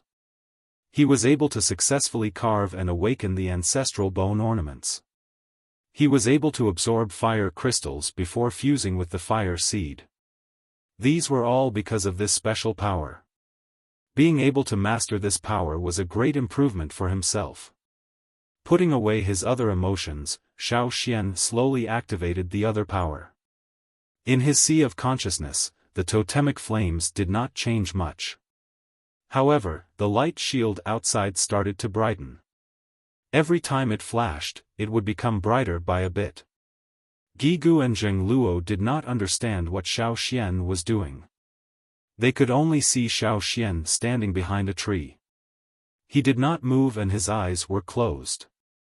They did not know what he was thinking. Why did he close his eyes instead of looking at the king's stoneworm? But soon, they realized that the rumbling in their ears had stopped abruptly. They looked over. In the stone forest, the wriggling king stoneworm's upper body was slightly raised. Its massive body did not have feet, only rings of wrinkles on its body. It did not seem to have any hard armor, nor did it have any intimidating spikes. It did not even seem to have any offensive power. However, such a massive beast was able to make countless people and beasts tremble in fear. They did not even have the courage to fight back. When it turned to look over, Gigu and Zhengluo did not even see where its eyes were. They did not know how it saw. It only raised its upper body slightly. Its head was already taller than the tallest tree in the forest. In the distant sky, the long-winged bird that had finally escaped Cha-Cha's pursuit stopped. Wu He looked over at the king's stoneworm. Even though he could not see it clearly, he could still see the silhouette beyond the forest. What's going on? Wu He did not understand. Why did the king's stoneworm suddenly stop? It even looked around. His heart was itching again. Wu He looked around and did not see the eagle again. He patted the long-winged bird. Let's go. Coo, the long-winged bird cooed softly, obviously unwilling. They had just escaped and now they had to go back. The eagle was still around. It would be killed. Let's go. Be careful. Something must have happened. Wu He's instincts told him that something was wrong. Could it be that the king beast was finally heading towards Yanjiao? Thinking about it this way, Wu He was even more unwilling to miss this good show. No matter how unwilling the long-winged bird was, it would not disobey its master's orders. It could only slowly and carefully fly over. In the stone forest, the king's stoneworm turned its round head and scanned its surroundings. Finally, it confirmed Xiaoxian's location. Rumble, the sound of its enormous body crashing into the stone forest rang out again. This time, it was more urgent than before. The king stoneworm moved even faster. Gigu and Zhengluo, who were hiding in the dark, saw the king stoneworm moving towards Xiaoxian. They were anxious and even whistled a few times to warn him. Xiaoxian did not open his eyes but raised a hand to signal to Gigu and Zhengluo. He knew that the king stoneworm was coming his way. The grayish-white was expanding towards Xiaoxian. When the grayish-white approached, Xiaoxian moved too. He did not run towards the flaming river trading point. Instead, he ran in the opposite direction. That way, even if something happened, it would not affect the trading point. As Xiaoxian left, the king stoneworm followed. It sped up again. Although it was huge and surrounded by trees and rocks, nothing could stop it. Xiaoxian had to avoid obstacles when he ran, but the king stoneworm ran in a straight line. Rocks blocked rocks and crushed trees. What is he trying to do? Wuhi was confused when he saw what was happening below. He could recognize that the person running in front of the king stoneworm was the one who summoned the giant mountain eagle. He was a Yanjiao tribesman. What he did not understand was that the Yanjiao tribesman had clearly left. Why did he come back? And why was the king stoneworm following him? Was he trying to lure the king stoneworm away?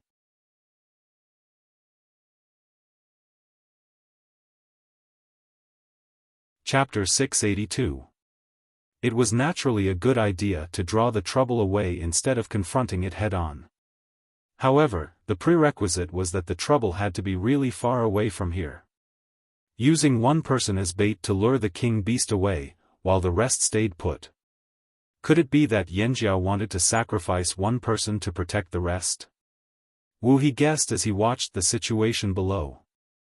At the same time, Xiaoxian, who was circling the forest, had no time to pay attention to anything else. He was only focused on the king stoneworm behind him. He circled the forest, and the king stoneworm followed him. However, it was only heading in Xiaoxian's direction. Even if there was a mountain in front of it, it would not go around it. It would go straight through it. Wherever the king stoneworm walked, it left behind a stone path with obvious wrinkles on the ground. The trees around the stone path all turned gray, and the caves it passed through left behind a straight tunnel. Just like how the king stoneworm could move freely in its nest, here, the mountain rocks were as easy as a wild beast stepping on the grass. Moreover, when it passed through the entire mountain, the sound it made when it moved through the mountain was much quieter than when it moved on the ground.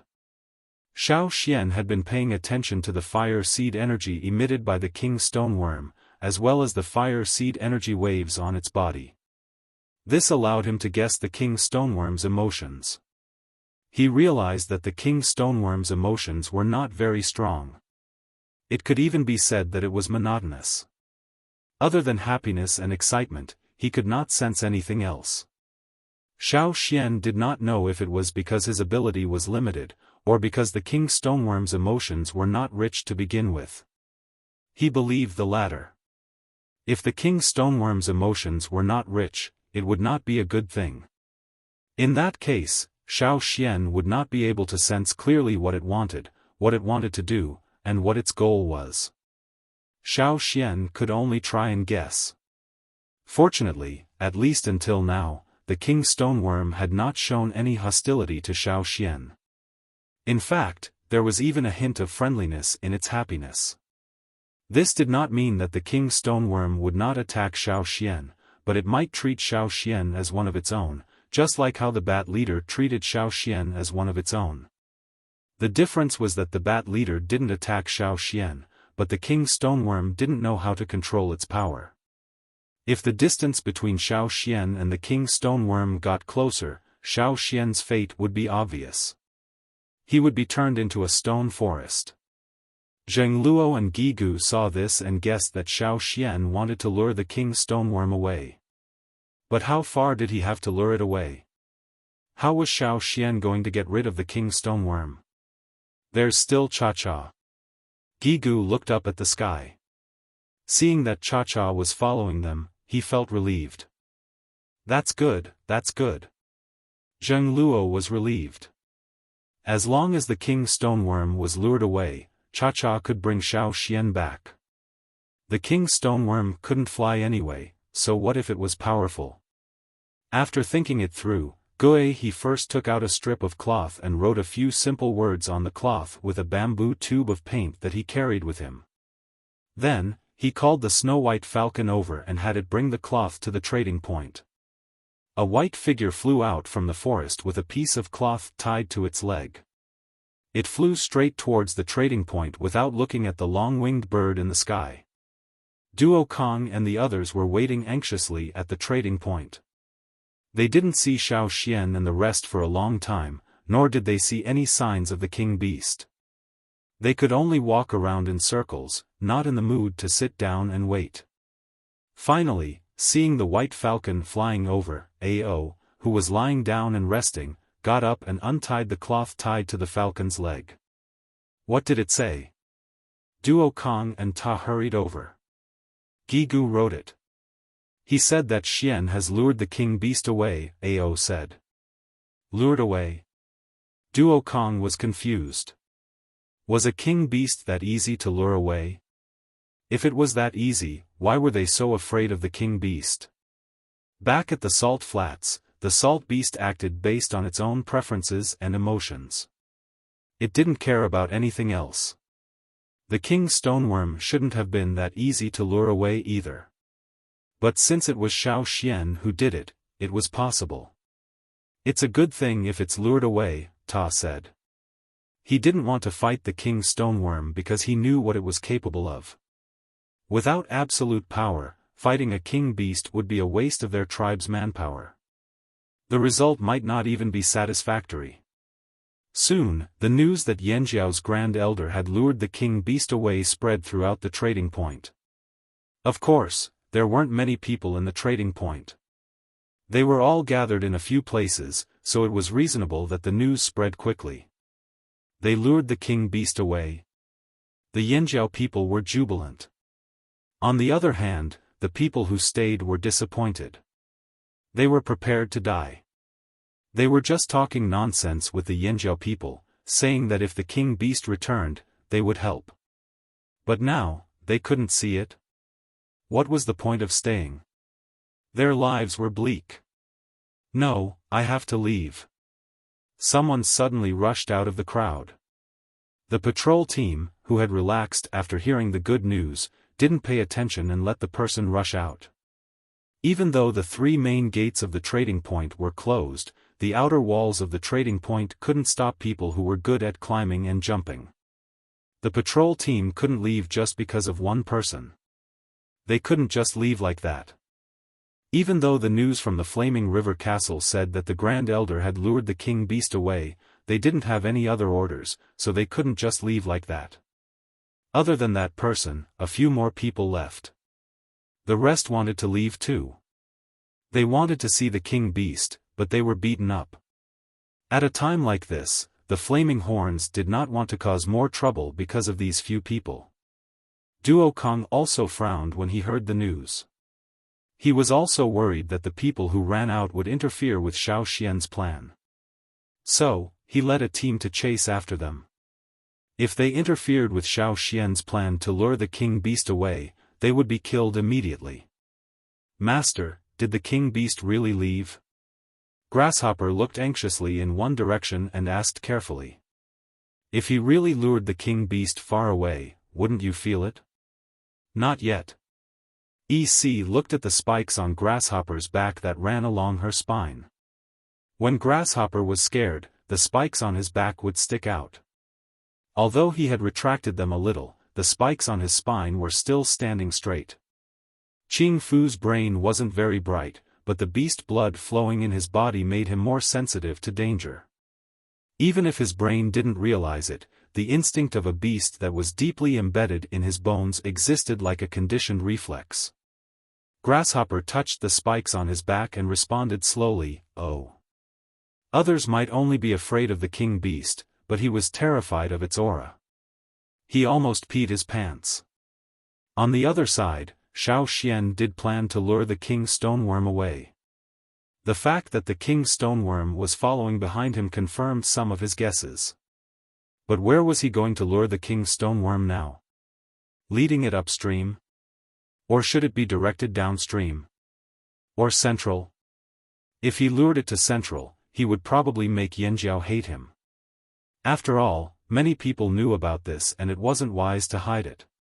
Logically speaking, it was best to lure it to a place with fewer people.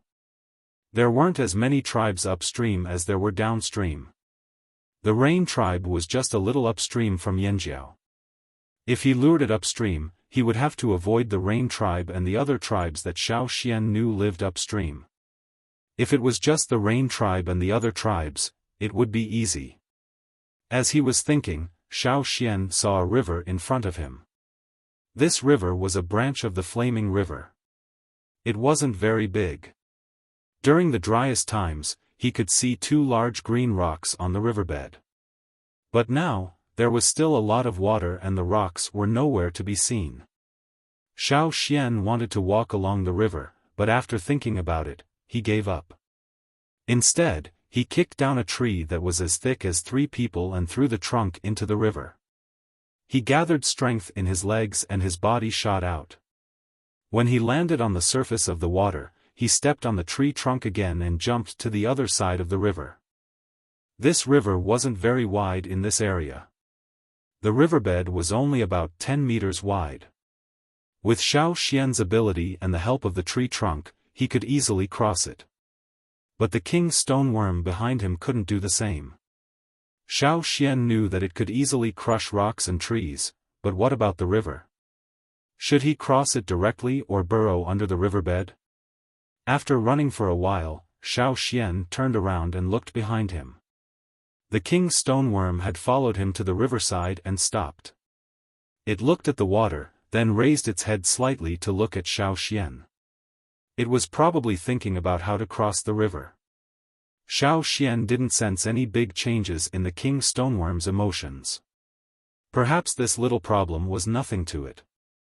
Just as Xiaofan was guessing how it was going to cross the river, the king stoneworm moved. It didn't burrow into the ground but continued to walk towards Xiaofan, as if the river didn't exist. Crack crack crack, the sound of water freezing could be heard.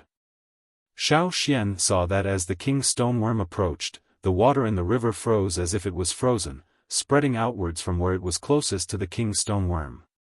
What was different from the frozen river was that the water in that area was the same as the forest, turning into a grayish-white color. The water had turned into stone. Without changing its wriggling posture, the king stoneworm continued to walk as if it was walking on flat ground. However, under the king stoneworm's body, as it moved forward, a stone path was laid out on the surface of the water. It was like a moving train with a track laid out in front of it. It only needed to keep moving forward. Taking a deep breath, Xiaofan looked at the king stoneworm that was about to cross the river.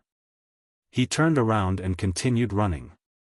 This time, he made a U-turn and returned to the riverside. Then, using the same method, he jumped over the river with the help of the tree trunk. The king stoneworm behind him also used the same method to cross the river, forming a stone path on the river surface. An idea suddenly popped into Xiaofan's head. Thus, the group of people who were chasing after the king stared at Xiaofan, who was originally running away from the flaming river, returning with the king beast. You're tuning into the Xiaofan's Wuxia Tales YouTube channel.